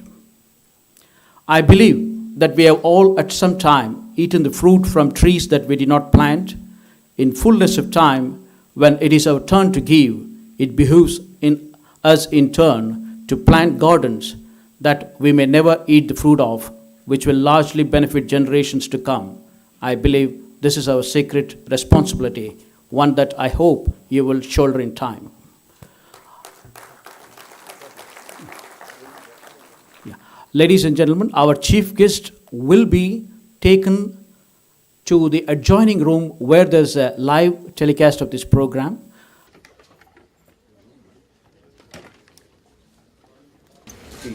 Who will? Yeah. And we really enjoyed your inspiring talk, and I'm glad that I got to meet you. I have two questions. It's related. Only one. Okay, it's related to each other, and you can see that we have a lot of students over here. I worked as a school counselor earlier, so I do relate to what the students would feel. Once they finish their 12th over here in Kuwait, most of the parents keep thinking of sending their children to other countries other than India, thinking that you have better universities in the US or UK or wherever. And I do believe that we have the best of the universities in India, where it's a plethora of whatever field you want to choose. And at the same time, the same pressure comes on to us parents also with our fellow friends who say that there's no sort of a future to settle down in Kuwait. It's better you migrate to other countries like the UK or Australia or whatever, and you have a good future for your children because you have better universities there. So what would you say about that? Well, while I am a great admirer of India, I think the reality is simply this. Other than a few institutions, the majority of Indian higher education institutions, or the average higher educational institution in India, is certainly not as good as the average higher education institution in the US or in Australia or in the UK. So we have to accept that. If we accept it, then we will try and solve the problem. But if we don't accept it, if we deny that there is no problem, then we will never be able to solve it.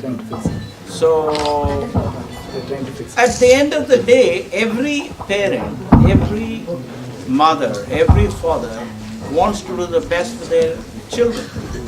So, let them go wherever they want, as long as these children turn out to be good citizens of that society, turn out to be productive citizens, they bring respect for India, I think that's okay. There's nothing wrong. We have 1.2 billion people. We are not short of people.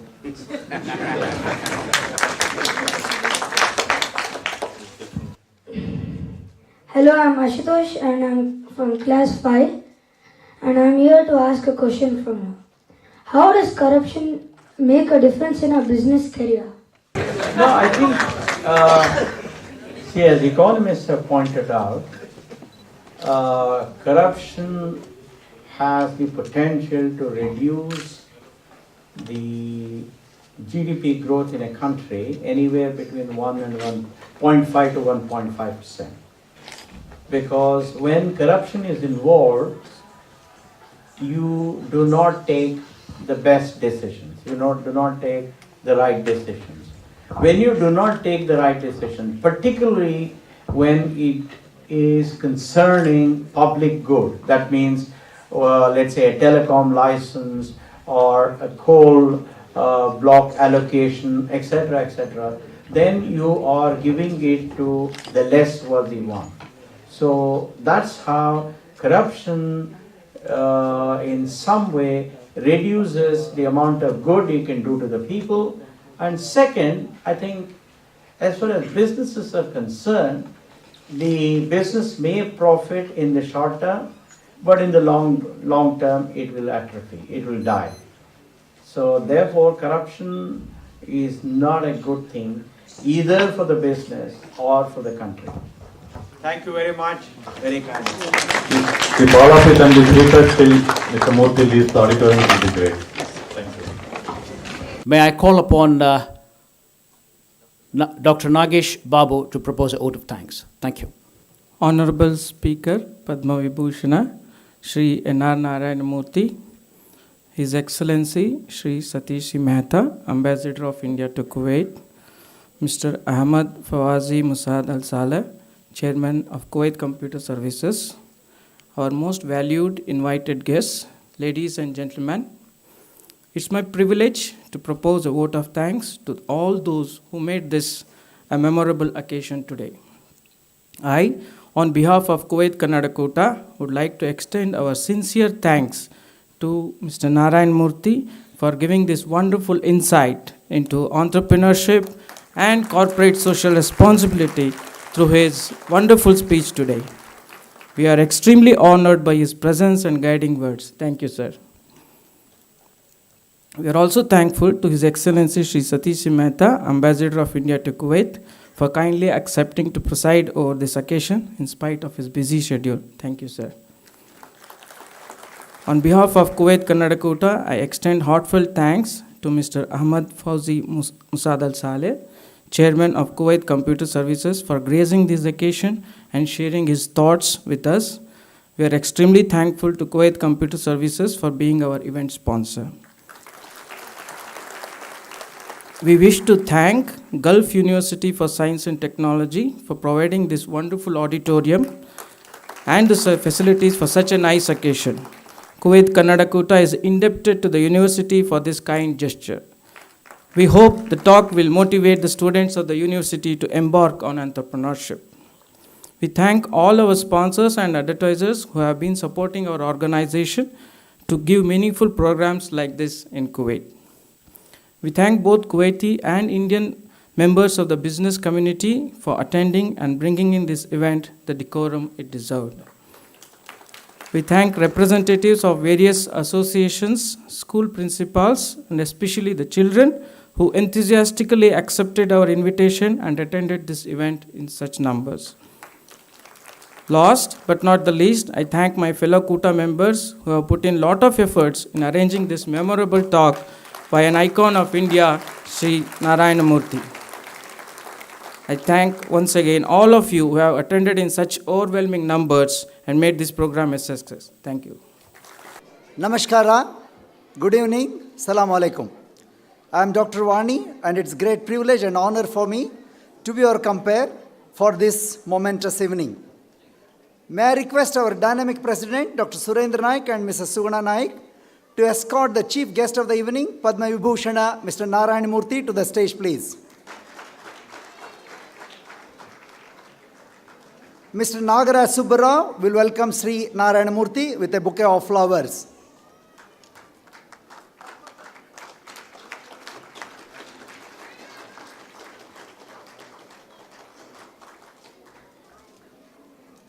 Thank you, sir, and thank you, Mr. Nagaraj. I request Mrs. Pushkala Ganeshan and Mr. Ganeshan to escort Mr. Juzair Ali, our mega sponsor, to the stage, please.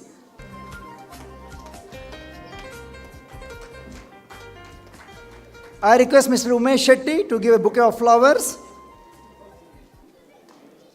And welcome Mr. Juzair Ali, please. Thank you, Mr. Juzair Ali. Thank you, Mr. Umesh. I request Mr. Ram Kumar, our energetic secretary, to escort Mr. Srinivasan of SNN Builders onto the stage, please. Mrs. Ram Kumar also, please.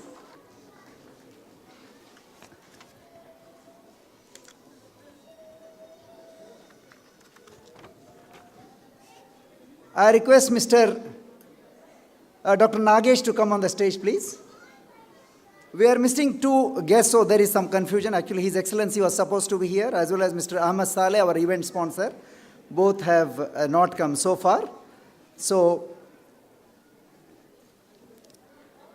I now request all of you give a big round of applause to the dignitaries on the stage, please.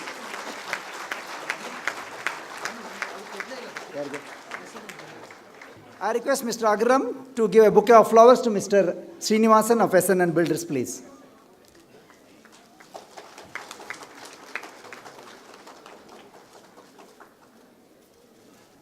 May I request Mr. Ahmad Saleh to come on the stage. May I request Dr. Arvind Rao to welcome Mr. Ahmad Saleh, our event sponsor, with a bouquet of flowers, please. Thank you, Mr. Ahmad, for making it.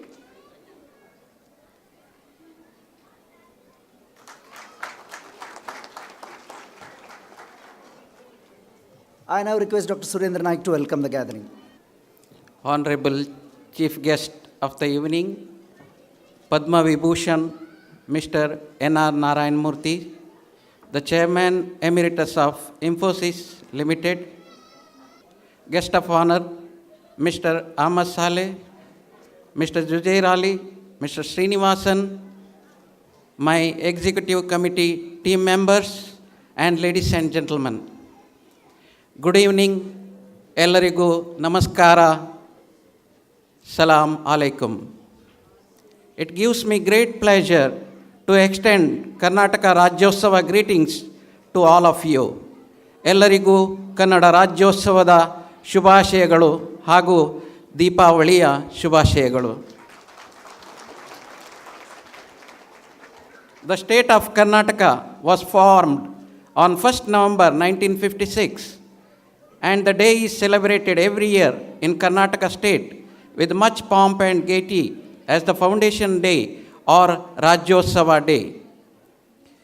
Though we are living thousands of miles away from our state in Kuwait, we reaffirm our roots by celebrating the Rajyotsava Day in Kuwait every year. The members of our association try to bring a chunk of history, culture, literature, art or films of Karnataka every year on the stage during this celebration. By this performance in the celebrations, most of whom will be our children, maintain their emotional and cultural bonds with our homeland. Kuwait Kannada Koota is celebrating every year since its inception in 1984. It is the 28th Rajyotsava Day. Our association is growing from strength to strength thanks to the hard work and sacrifice and constant support from our patrons.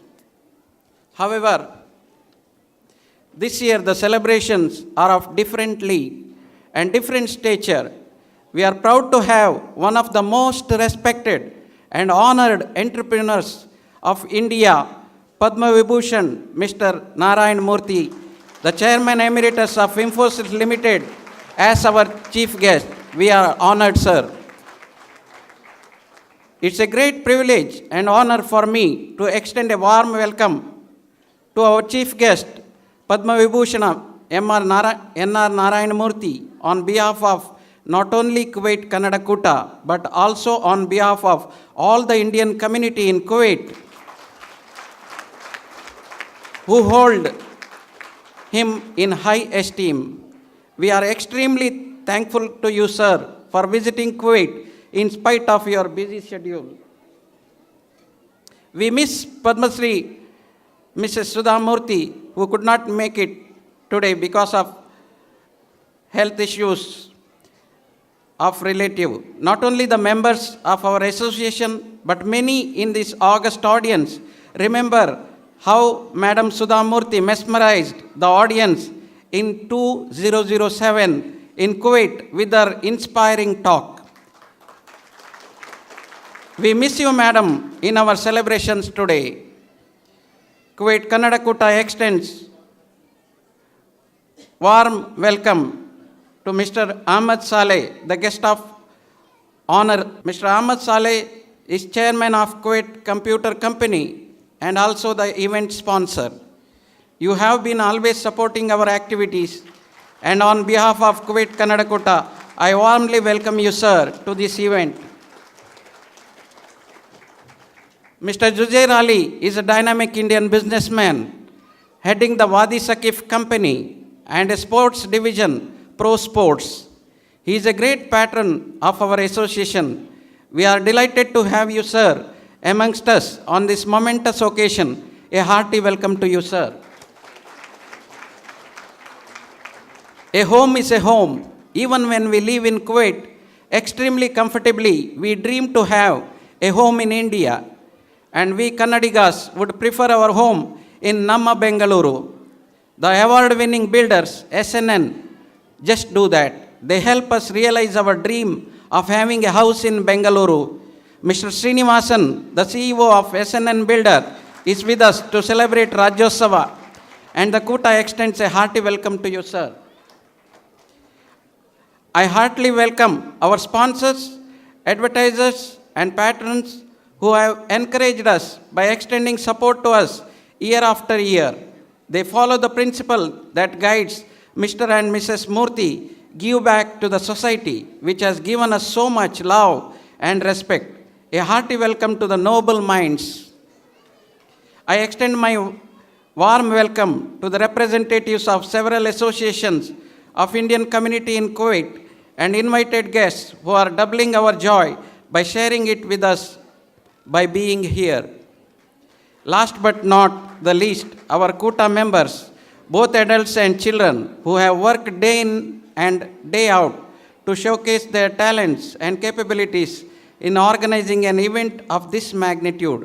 ನಿಮಗೆಲ್ಲರಿಗೂ ತುಂಬು ಹೃದಯದ ಸ್ವಾಗತ, ಸುಸ್ವಾಗತ, ಮತ್ತೊಮ್ಮೆ ಸ್ವಾಗತ.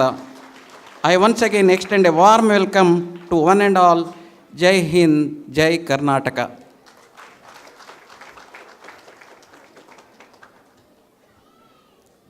Thank you, Dr. Naik, for this wonderful welcome.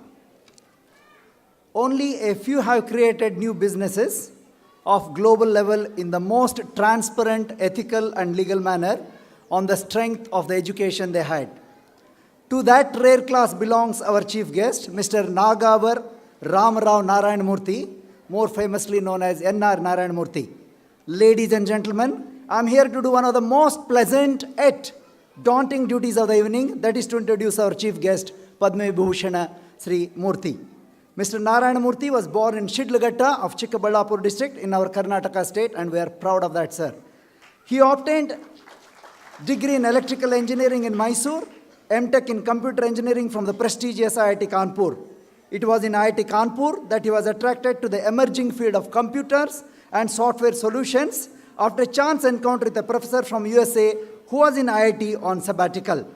After M.Tech, his first job was in Indian Institute of Management, Ahmedabad, as the chief systems programmer. As destiny would have it, he would come back to lead the organization, the institute, as the chairman of board of directors. His desire to build a company in the field of IT solutions and programming led him to found Infosys in 1981, along with his 6 friends with a capital of 10,000 rupees, that's about $200 in the present rate, which was lent by his wife, Madam Sudha Murthy, whom we are missing today here. The company that was started with $200 with 7 founders as its employees has now more than 153,000 employees working in 30 countries with an annual turnover of $7 billion. However, my friends, it is not the billions the Infosys has earned that have made Mr. Murthy an icon of India, but the way in which it was achieved. It is also what the business he created has done for our country and society. Sir, you set a vision for Infosys that was vastly different from other corporates. The vision of Infosys was to get respect from every stakeholder, the clients, employees, society, and the government. The commitment was firm that the wealth will be created by ethical and legal means. The global delivery model developed by Mr. Narayan Murthy at Infosys catapulted Infosys on the world stage as the leading provider of IT solutions and services. The keen sense of discipline, transparency, honesty brought you and Infosys respect from the clients, which translated into huge business. Clients of Infosys include global giants like Goldman Sachs, British Petroleum, Visa, Boeing, Cisco Systems, to name just a few. The IT industry of India, led by Infosys, brought revenues of billions of dollars to India, thus contributing to its enormous economic success.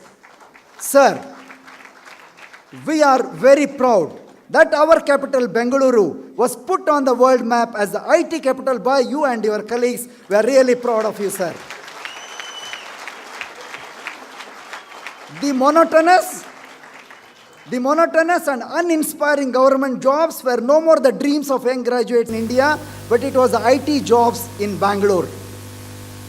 Thousands of young graduates from non-urban areas have prospered because of the software revolution you created, and have in turn helped wealth to percolate to smaller towns and villages. This software revolution, I would say, is similar to the green agro revolution and the white dairy revolution that brought some prosperity to the rural areas in 60s and 70s. I don't know, sir, what color to call this revolution by. The rigorous standards of corporate governance practiced by Infosys have been widely appreciated all over the world. That brought the respect of the society and governments. The employees of the Infosys were the first in India to get stock options from a company, making them not only millionaires, but stakeholders in the company, motivating them to work more and more. Thus, Sir's vision of getting respect from every stakeholder, clients, employees, government, society, was achieved. The training center in Mysore has so far trained 100,000 engineers and is the largest training center in the world, and the facilities are one of the best in the world. We are proud to say that, sir. His refreshing leadership, entrepreneurship skills, and ethical values have brought appreciation from all over the world. Government of India honored him by conferring the Padma Vibhushan Award in 2008. As a Kannadiga, sir, I am proud to say that he was the chosen one. He was the chosen one to inaugurate World Kannada Meet in 2011 in Belgaum. We are very proud of that fact. He was named as the Asian Businessman of the Year in 2002 by Fortune magazine, World Entrepreneur of the Year by Ernst & Young for 2003, and one of the 10 most admired business leaders of the world by Economist in 2005. The Fortune magazine chose him recently as one of the world's 12 greatest entrepreneurs of time, putting him in league with people like Steve Jobs and Bill Gates. Several prestigious business schools, including the IIM Ahmedabad, Stanford School, Wharton School, European Business School, have used his services on their boards. The wealth and fame, this is very important, the wealth and fame have hardly changed the Murthy couple. The couple is known for their simple lifestyle and is always away from the glitter and gloss of celebrities. Mr. Murthy said in one of his inspiring speeches, the best use of all your wealth is to share it with those less fortunate. True to those words, the established Infosys Foundation, which works for the welfare of the disadvantaged people in rural and remote areas of our country. Mrs. Sudha Murthy, whom we are missing today, is its chairperson and is doing exemplary work that includes helping rural schools to have computers and libraries, hospitals to have more equipment and facilities for poor patients, helping destitute women to have training to earn livelihood, providing opportunities to artists of rural areas to showcase their talents and earn livelihood, and helping communities in times of natural calamities like tsunami in the year 2000. Mr. Murthy's philanthropic work has been appreciated all over the world. He received James Morgan Global Humanitarian Award and Hoover Awards in 2012. Sir, Kuwait Kannada Koota and the Indian community in Kuwait are proud to have such a global icon amongst us. The day is made for us, sir. I assure you, sir, that there are Indian entrepreneurs in Kuwait who have built businesses from scratch in various fields and have provided jobs for thousands of people from India and other countries, and some of them are with us in this auditorium. Kuwait Kannada Koota is proud that Mr. Narayana Murthy, one of the greatest sons of Karnataka, could be invited to Kuwait to share his ideas with some of the brightest Indian entrepreneurs of Kuwait. Your vision, your words, and your presence amongst us will surely motivate the Indian diaspora to achieve greater heights in their lives and be useful to the society as per your goal. Who knows, sir? Who knows, sir, inspired by you, a child in our Koota will start dreaming big from today and may realize that dream with perseverance. May God bless you, sir, and Mrs. Sudha Murthy. We did miss her very much today, sir.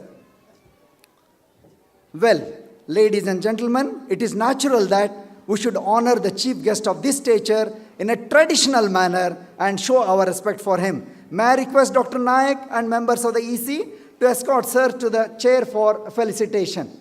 The tradition of honoring in Karnataka is slightly different from in other parts.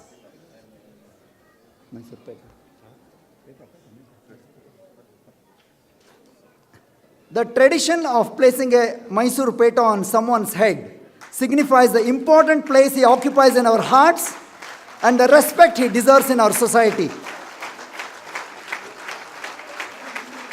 The shawl is a token of warm feelings we have towards this person, our chief guest, Mr. Narayana Murthy.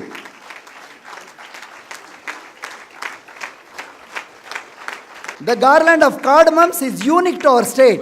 May the fragrance of this garland, which symbolizes our love, linger with you, sir, for a long time to come.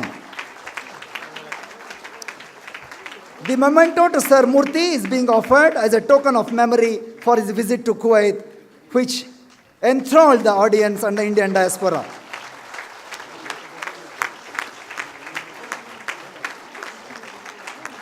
Sir, may God bless you, sir. May God bless you and Mr. Sudha Murthy. Thank you, sir, and thank you, the EC. The moment you are all waiting for. May I request our chief guest, Padma Vibhushana, Mr. Narayana Murthy, to address the gathering. Let us welcome him by putting our hands together, friends. Kuwait Karnataka Sanghada Adhyaksharaada Dr. Surendra Nayak avare,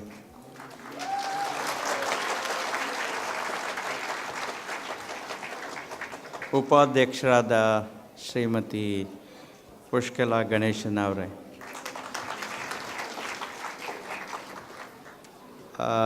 ಸಚಿವರಾದ ಶ್ರೀ ರಾಮ್ಕುಮಾರ್ ಅವರೇ, treasurer ಆದ ಶ್ರೀ ನಾಗೇಶ್ ಬಾಬು ಅವರೇ, Kuwait computer services ಮಾಲೀಕರಾದ Shri Ahmed Al Saleh ಅವರೇ,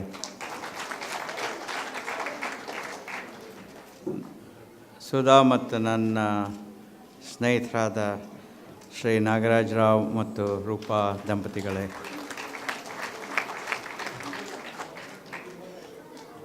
ಸ್ನೇಹಿತರೆ, ಸಹೋದರ ಸಹೋದರಿಯರೇ, ಮಕ್ಕಳೇ, ಈ ದಿನ ನೀವು ನನ್ನನ್ನು ಇಲ್ಲಿಗೆ ಕರೆದು ಇಷ್ಟು ಆದರಣೆಯನ್ನು ತೋರಿಸಿ ನನಗೆ ಇಲ್ಲಿ ಕರ್ನಾಟಕದ 56ನೇ ರಾಜ್ಯೋತ್ಸವ ಸಮಾರಂಭದಲ್ಲಿ ಭಾಗವಹಿಸಲು ಅವಕಾಶ ಕೊಟ್ಟಿದ್ದಕ್ಕೆ ನಿಮಗೆಲ್ಲ ನಾನು ಭಾಳ ಚಿರಋಣಿ. ನಾನು ಸುಧಾ ಅವ್ರನ್ನ 1978ರಲ್ಲಿ ಮದುವೆ ಆದೆ, ಆದರೆ ಅವ್ರನ್ನ 1974ರಿಂದ ಪರಿಚಯದಲ್ಲಿದ್ದರು. ನಾವು ಪೂನಾದಲ್ಲಿ ಸುಮಾರು ₹9 ಖರ್ಚು ಮಾಡಿ ಪ್ರತಿ ದಿವಸವೂ ನಾವು ಒಂದು ರೆಸ್ಟೋರೆಂಟ್ಗೆ ಹೋಗಿ ಅಲ್ಲಿ ಊಟ ಮಾಡ್ತಾಯಿದ್ವಿ. ಸಾಯಂಕಾಲ ಒಂದೊಂದು ದಿವಸ ಒಂದೊಂದು ಯೋಚನೆ ಮಾಡ್ತಾಯಿದ್ವಿ, ಒಂದೊಂದು ದಿವಸ ಒಂದೊಂದು ಮಾತು. ಆ ಸಮಯದಲ್ಲಿ ಒಂದು ದಿವಸ ನಾವು ನಮ್ಮ ಮಕ್ಕಳು ಹುಟ್ಟಿದರೆ ಅವರಿಗೆ ಹೇಗೆ ಕನ್ನಡ ಆಮೇಲೆ ಇಂಗ್ಲೀಷ್ ಎರಡನ್ನೂ ಸಹ ಅವರಿಗೆ ಚೆನ್ನಾಗಿ ಬರೋ ಥರ, ಅವ್ರಿಗೆ ಬರೆಯೋ ಥರ, ಮಾತಾಡೋ ಥರ ಹೇಗೆ ಮಾಡಬೇಕು ಅಂತ ಯೋಚನೆ ಮಾಡಿದ್ವಿ. ಆಗ ನಾವು ಒಂದು ನಿರ್ಧಾರ ತಗೊಂಡ್ವಿ ಮನೇಲಿ. ನಾನು ಮಕ್ಕಳ ಜೊತೆ ಇಂಗ್ಲೀಷ್ನಲ್ಲೇ ಮಾತಾಡೋದು, ಸುಧಾ ಅವರು ಮಕ್ಕಳ ಜೊತೆ ಕನ್ನಡದಲ್ಲೇ ಮಾತಾಡೋದು ಅಂತ ನಿರ್ಧಾರ ತಗೊಂಡ್ವಿ. ನಾನು ಆಫೀಸ್ನಲ್ಲಿ ಮುಂಚೆಯಂತೂ ಬೆಳಗ್ಗೆ 6:20ಕ್ಕೆ ಆಫೀಸ್ಗೆ ತಲುಪ್ತಾ ಇದ್ದೆ, ಸಾಯಂಕಾಲ 8:30, 9 ಗಂಟೆಗೆ ಮನೆಗೆ ಬರ್ತಾಯಿದ್ದೆ. ಆಫೀಸ್ನಲ್ಲಿ ಮಾತಾಡೋದು ಇಂಗ್ಲೀಷೇ. ಮನೆಗೆ ಬಂದರೆ ನಮ್ಮ ನಾವಿಬ್ಬರು ಮಾತಾಡಿದ ಪ್ರಕಾರ ಮನೆಯಲ್ಲೂ ಕೂಡ ಇಂಗ್ಲೀಷೇ. ಆದ್ದರಿಂದ ನನ್ನ ಕನ್ನಡ ಭಾಳ ವೀಕು. ಆದ್ದರಿಂದ ನೀವುಗಳು ದಯವಿಟ್ಟು ನನಗೆ ಕ್ಷಮಿಸಿದರೆ ನಾನು ಇಂಗ್ಲೀಷ್ನಲ್ಲಿ ಮಾತಾಡಿ ಮುಂದುವರಿಸಬೇಕು ಅಂತ ಅಂದ್ಕೊಂಡಿದ್ದೀನಿ.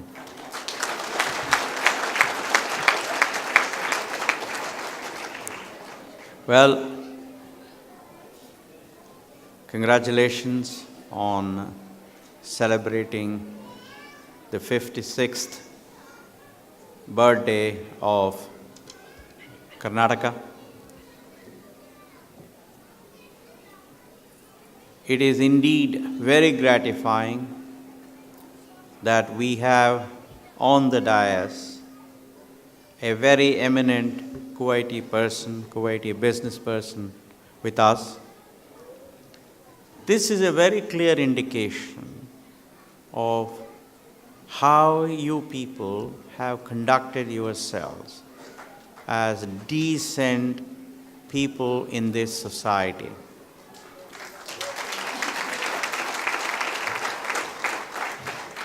You have earned the goodwill of Mr. Ahmad Al Saleh.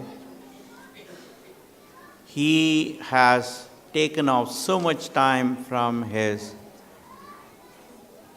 weekly holiday. He was with us in the morning, he came for lunch, now he is here. And for such an important personality to spend so much time, clearly shows that the members of the Karnataka Sangha have created tremendous goodwill in Kuwait.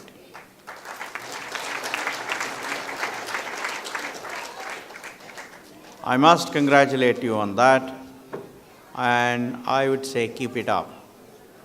It is very, very important that your children realize how important it is for them to integrate into this society, for them to contribute effectively to this society, for them to feel proud of the fact that they live in the nation of Kuwait. While it is true that Karnataka is the mother for you and for me, the children, everybody, but Kuwait should be treated as a highly respected, affectionate elder sister.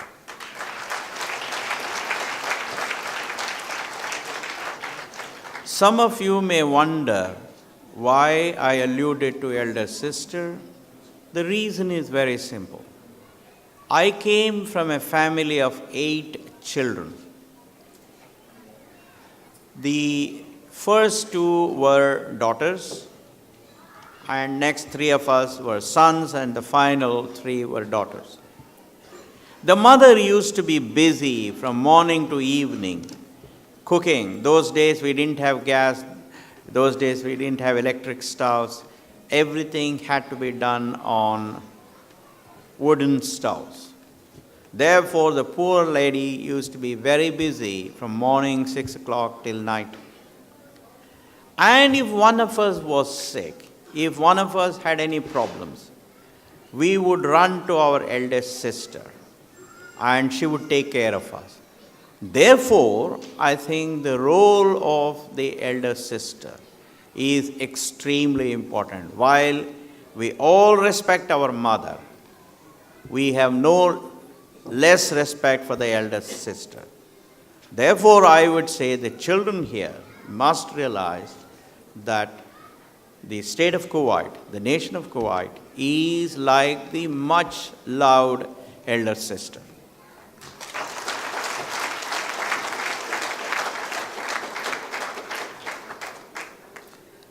I traveled to approximately about 60 to 70 countries in a year. And wherever possible, I try and meet people of Indian origin. I must say that without exception, without a single exception, every Indian that I have come across outside India has demonstrated deep affection for the country, has shown tremendous concern for the nation, is always excited when talking about his country, his state, his city, his village, his taluk. Is willing to do whatever is necessary to make sure that India makes progress.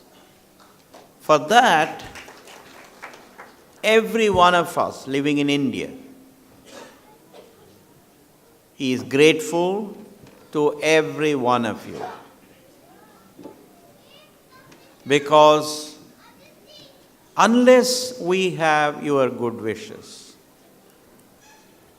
unless we have your support, I don't think we in India can indeed make the kind of progress that you want us. There is a very important aspect of every one of you here.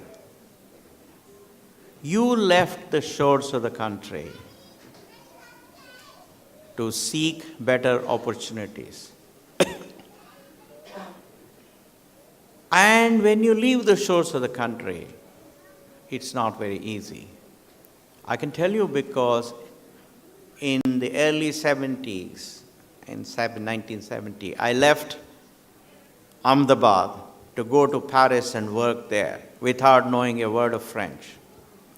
I was a vegetarian in a nation that didn't know what was vegetarian food. The language was completely new. I didn't even know je tu. But I worked very hard.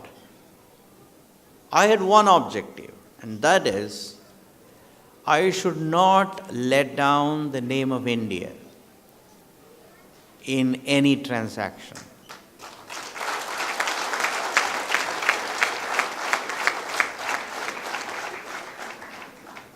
I should conduct myself in such a way that the French people would say, Indians are smart, Indians are honest, Indians are hardworking, Indians are peace-loving people, Indians are decent people. That is what every one of you has done. While I have tremendous respect for the ambassadors of India in different countries, let me tell you, the value that you people are adding in raising the prestige of India, in raising the image of India, is thousands of times much more than any ambassador can do.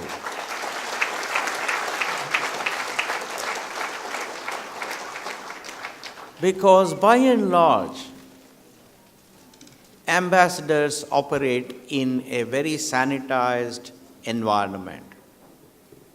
On the other hand, you people are taking part in real life transactions day after day after day. And if you show courtesy, decency, smartness, honesty, teamwork, then in a real life practical transaction, then people will very quickly realize that this man is a decent guy, and whether you like it or not, they will equate you with India, and therefore they will say, these Indians are decent people. So thank you very much for this, and I want children to remember that your parents have made tremendous sacrifices. Let me tell you, it's not easy to leave one's own hometown and go to a distant land. No matter how wonderful it is, how courteous the people are, it is very, very difficult. I, as a man, cannot understand that. But my daughter tells me how difficult it was for her to leave our home and go to a different home. It was wonderful. She met a very smart young man, extremely well educated, very confident. Everything was fine. But that mother's love is very, very difficult to replicate. So children, I want you to understand that your parents have made this huge sacrifice. Why? Because they want to give you a better life. They want to give you a better quality education. They want you to conquer bigger stuff. And because they want you to be better than they are, they have made huge sacrifice. And the only way you can live up to their expectation, is by conducting yourselves as decent, honest, hardworking, smart, team-working, and respected people in this society and elsewhere, and to make sure that you work hard to reaching the dreams of your parents. It's very, very important. I don't want to take more time. I think I've already taken quite a lot of time. All that I would say is, once again, thank you very much. Yesterday, I was really moved when so many of you came to the airport, received me, and that is true affection. When somebody sacrifices his or her valuable time for somebody else, then you know that there is tremendous affection. I thank you very much, and I am very, very grateful. Thank you.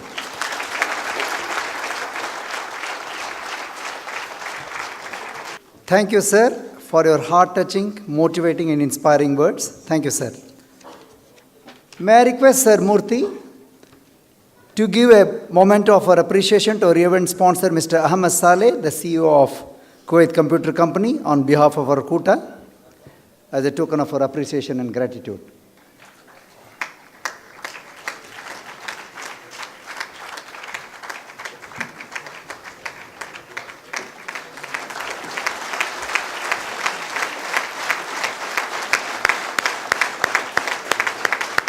Thank you, sir.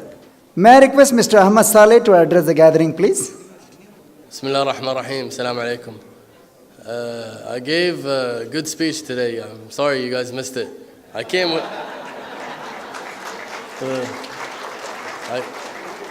I came without the iPad though. So now I have to work with my brain. No, seriously, I mean, what can I say? Your organization is something I would be very proud of if Kuwait had such organizations globally. More specifically, I mean, it's almost equivalent to alumni associations on a global basis. But I mean, I'll give you an example. There's 21 Kuwaitis that graduated from my college. I've never met any of them. And they're here in Kuwait, and I know 3 of them personally. We never see each other. So it's very promising, and I'd like to say that it's very inspiring and makes me proud to see this and to see that you guys are part of Kuwait and basically keep up the great work of making Kuwait what it is, because truly behind every Kuwaiti is a smart Indian. And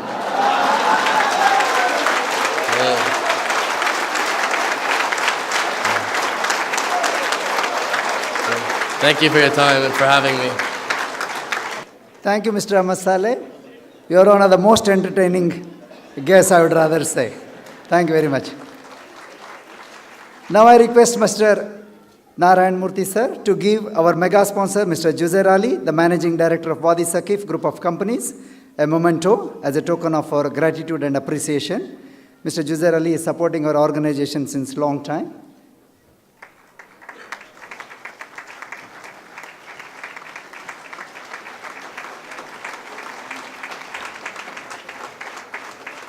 Thank you, sir. May I request our friend and patron, Mr. Juzair Bhai, to address the August gathering. Mr. Juzair Bhai, please. The most honorable and respected chief guest, Padma Vibhushan Dr. Narayan Murthy, President Kannada Koota Dr. Naik, our Kuwaiti friend, Mr. Ahmed Saleh, and friends.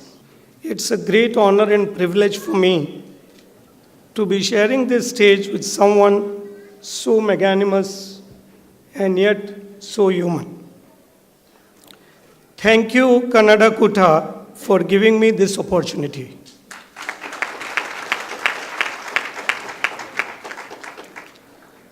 Kannada Koota is one of the most active cultural associations in Kuwait, and I'm involved with this association for quite some time now. Each member put in so much efforts to make their events so successful.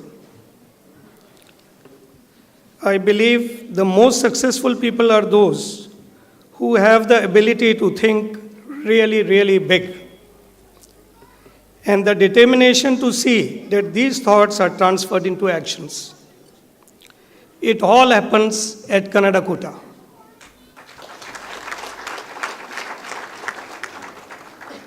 All members strive and work so hard for the success of their cultural programs and sees to it that their younger generations are not deprived of their cultural and traditional values. I must salute you for keeping Indian culture alive.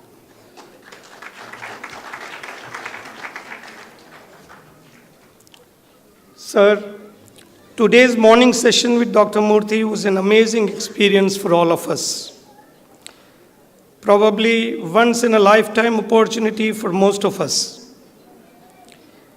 I'm sure we are going to relish it for a long, long time to come. From time to time, we had seen number of revolutions coming. The worst of the time, we saw the Industrial Revolution. When we had huge problems, we saw the Agricultural Revolution. And then came the IT Revolution. It was the last revolution that gave its identity and name to real India of today. Dr. Narayan Murthy is undoubtedly the father of this IT revolution in India and all across the globe. We as Indians owe so much to you, sir, for your foresight has opened the floodgates of enormous opportunities for entrepreneurs, for engineers, for our technicians, all over India as well as all over the globe.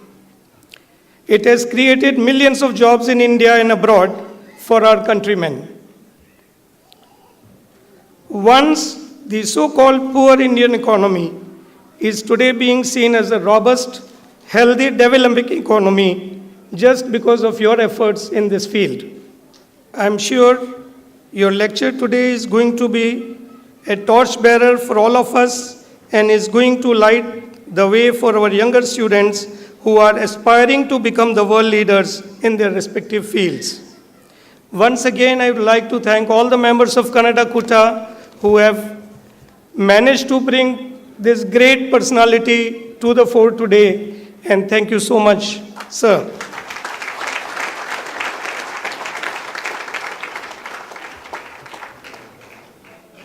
Thank you, Mr. Juzair, for your encouraging and inspiring words.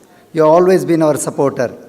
May I request Mr. Murthy, sir, to give our mega sponsor, Mr. Srinivasan of SNN Builder, a memento as a token of our appreciation and gratitude.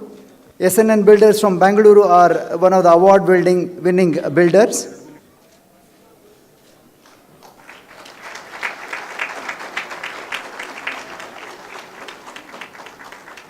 Their project SNN Serenity in Bangalore has recently been awarded as the best project in mid-segment. May I request Mr. Srinivasan of SNN Builders to address the gathering, please. Mr. Srinivasan. Hi, good evening. I don't know what to say. A full day with an iconic figure like Mr. N.R. Narayan Murthy is big enough than being a mega sponsor, I suppose. So right from morning, I really enjoyed his lecture, then followed by a luncheon with him on the same table. And here I am sitting on the dais with him, which still I am pinching myself to realize whether it's true or not. But thank you, sir, for the opportunity. I take this opportunity to wish all the Kannadigas a happy Rajyotsava celebrations, 56th Rajyotsava celebrations. And all I could say is wish you all good luck in whatever you do. And whenever you come to Bangalore, please be in touch with us. Thank you.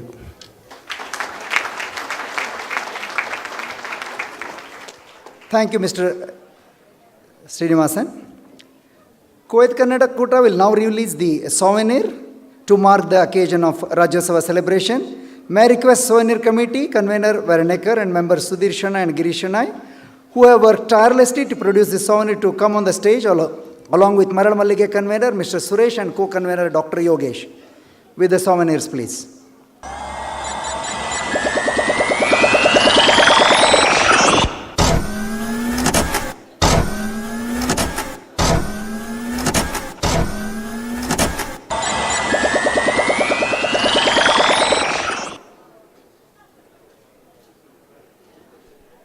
ಎಲ್ಲರಿಗೂ ನಮಸ್ಕಾರ. Good evening, ladies and gentlemen, and welcome to Kannada Rajyotsava program. On behalf of the Executive Committee and Souvenir Committee, let me welcome Sri Narayana Murthy. I request you, sir, to please release our souvenir. Thank you.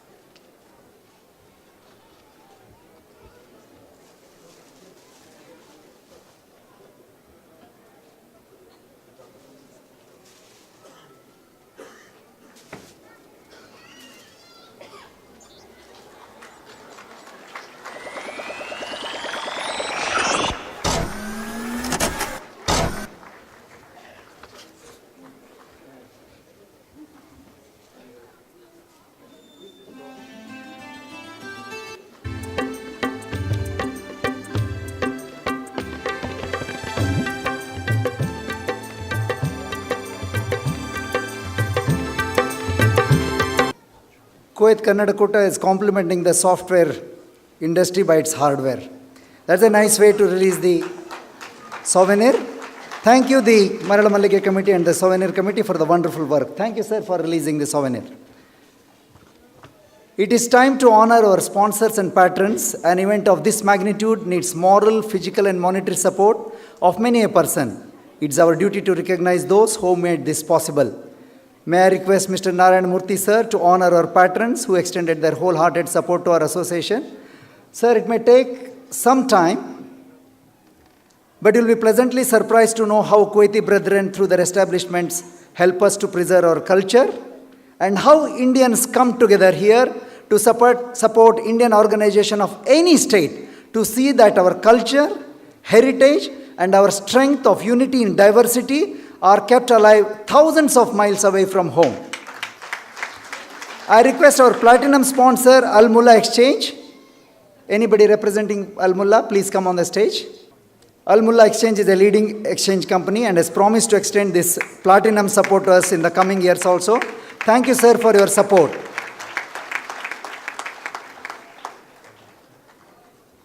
We have two diamond sponsors.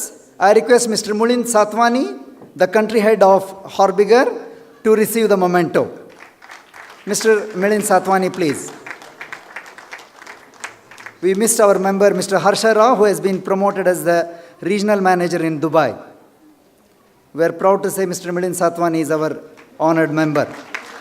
The second diamond sponsor is the Gulf Mart. May I request Mr. Ramesh of Gulf Mart to come on the stage, please. Mr. Ramesh is here. Okay. Now we have 5 gold sponsors and we'll call them alphabetically.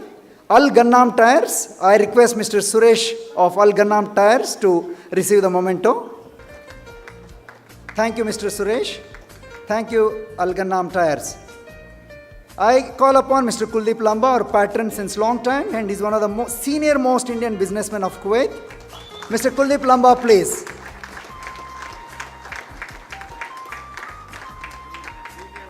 Senior most. He is definitely the senior most. He is in Kuwait since 56 years. Lamba Sahab, correct time, eh?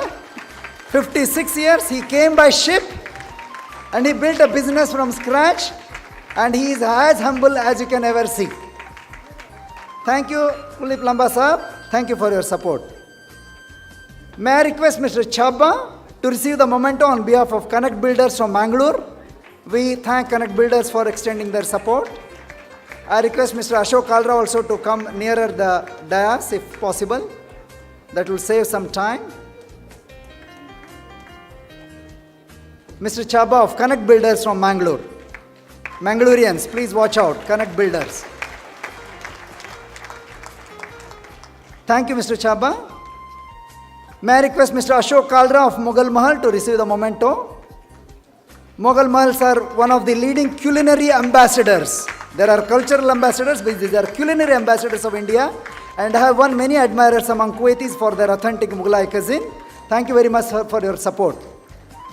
May I request now Mr. Satish Chandra Shetty to come near the stage. Mr. Satish Chandra Shetty is also a leading culinary ambassador of India. He runs Oriental Group of Hotel Restaurants. I request Jaikar Shetty to come near the stage if you don't mind, sir. Jaikar Shetty, please. ತುಂಬ ಧನ್ಯವಾದಗಳು sir Shetty ಅವರೇ. May I request Jaikar Shetty, Anna, please? Mr. Jaikar Shetty of Right Engineering. He is our supporter since a very, very long time. Thank you very much, sir. Jaikar is not called as Mr. Jaikar Shetty, he is just called as Jaikar Anna. Put your hands together, friends, for the support of all these 5 gold sponsors. Now we have 13 silver sponsors, and we extend our sincere thanks, and I request again Mr. Murthy to bear with us for some time. I'll call them alphabetically. I request Mr. Babu Varghese to come on the stage on behalf of Al Mashan Group. It's amazing and heartening to see how the Kuwaiti and Indian community in Kuwait have helped us in organizing this event. They keep the cultural scene of India alive. May I request Al Shamli and Waris Company to come near the stage? Anybody? Al Shamli and Waris Company. Anybody? Can we go to Mr. Bhandari of Al Wazan Group to receive the memento? May I request Mr. Rajiv Kulkarni to be ready near the dais? Mr. Rajiv Kulkarni will receive the memento on behalf of Ashraf and Company. Mr. Rajiv Kulkarni, please. I request Mr. Dalbera of City Exchange to come near the dais if he doesn't mind, please. Please bear with us for this little hurry. Mr. Dalbera, City Exchange, okay. Please come. And I request a representative of FAST to come near the stage if you don't mind, please. Representative from FAST, please come near the stage. Thank you, City Exchange. Thank you for your good support. This representative from Mr. FAST Kuwait, a trading company. Thank you very much. I request GSB Sabha representative. GSB Sabha. I request Mr. Ramchandran of Gemsil Group to come near the stage. GSB Sabha, anybody is there? GSB Sabha? Okay. This will be GSB Sabha. Thank you very much, sir. Now I request Mr. Ramchandran of Gemsil. I request representative from Gulf Bank to come near the stage if he doesn't mind, please. Please bear with us for our hurry.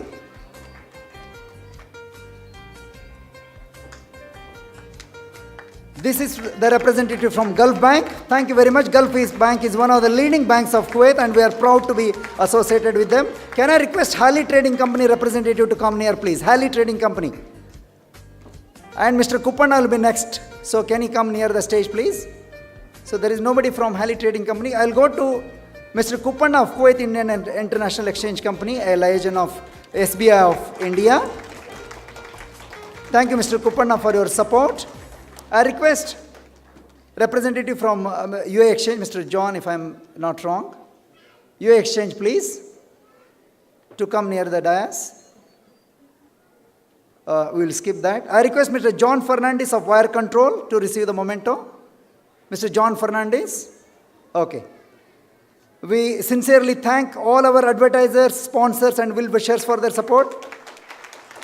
Sir, no words can be enough, sir, to express our feeling of gratitude and joy. We as Indian community feel for having you amongst us as a chief guest and performing that duty with such patience, dignity, and sincerity. Thank you very much, sir.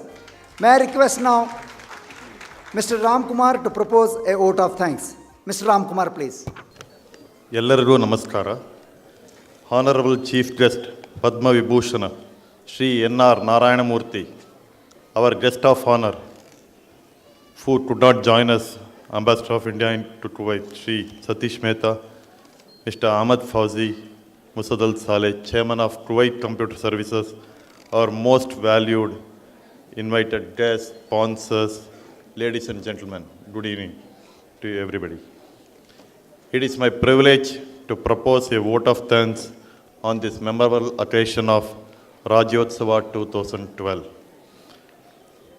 I, on behalf of Kuwait Kannada Koota Executive Committee, would like to extend our sincere thanks to Mr. Narayan Murthy for accepting our invitation to attend our Rajyotsava Day celebrations. We are extremely honored by his presence. Thank you, sir. On behalf of Kuwait Kannada Koota, I extend heartfelt thanks to Mr. Ahmad Fauzi Muzad Al-Saleh, Chairman of Kuwait Computer Services, for gracing this occasion. We are extremely thankful to Kuwait Computer Services for being our event sponsor. Thank you, sir. I wish to thank Mr. Ashok Fakirappa Basti, who is Junior Rajkumar, who is famous in India and abroad, for coming to Kuwait and entertaining us. He has brought Rajkumar to Kuwait. So on behalf of Kuwait Kannada Koota, I wish to thank all our sponsors, from event sponsor Kuwait Computer Services, Mega sponsors Pro Sports and SNN Builders, Platinum Almulla Exchange, Diamond sponsors Horibiga and Gulf Mart, our gold sponsors Abhiman Constructions, Alganam Tire Center, Almailam Tires, Planet Habitat, Mudal Mahal, Oriental Restaurant, Raith Engineering and Manufacturing Company. We also would like to thank all our silver sponsors and other supporters with a page advertisement for our souvenir. I wish to thank Ramada Hotel for being a host for the evening. It was a wonderful auditorium and they have prepared very delicious food for the dinner. Mr. Anand of Active Group General Trading and Contracting for sound and lights, without which the evening cultural event would not have been so good. We would like to thank Drishya Video for detailed coverage of the event for the day, and Ajay Ghosh for the excellent backend support, backstage support, who had been taking care of all the makeup for our artists. Finally, I would like to thank Rajiv, who had been supporting us, being an outsider for Kuwait Kannada Koota, inside and outside. Finally, last but not least, I would like to thank all the Koota members who have taken a lot of pains to make this Rajyotsava Day celebrations a grand success. Thank you.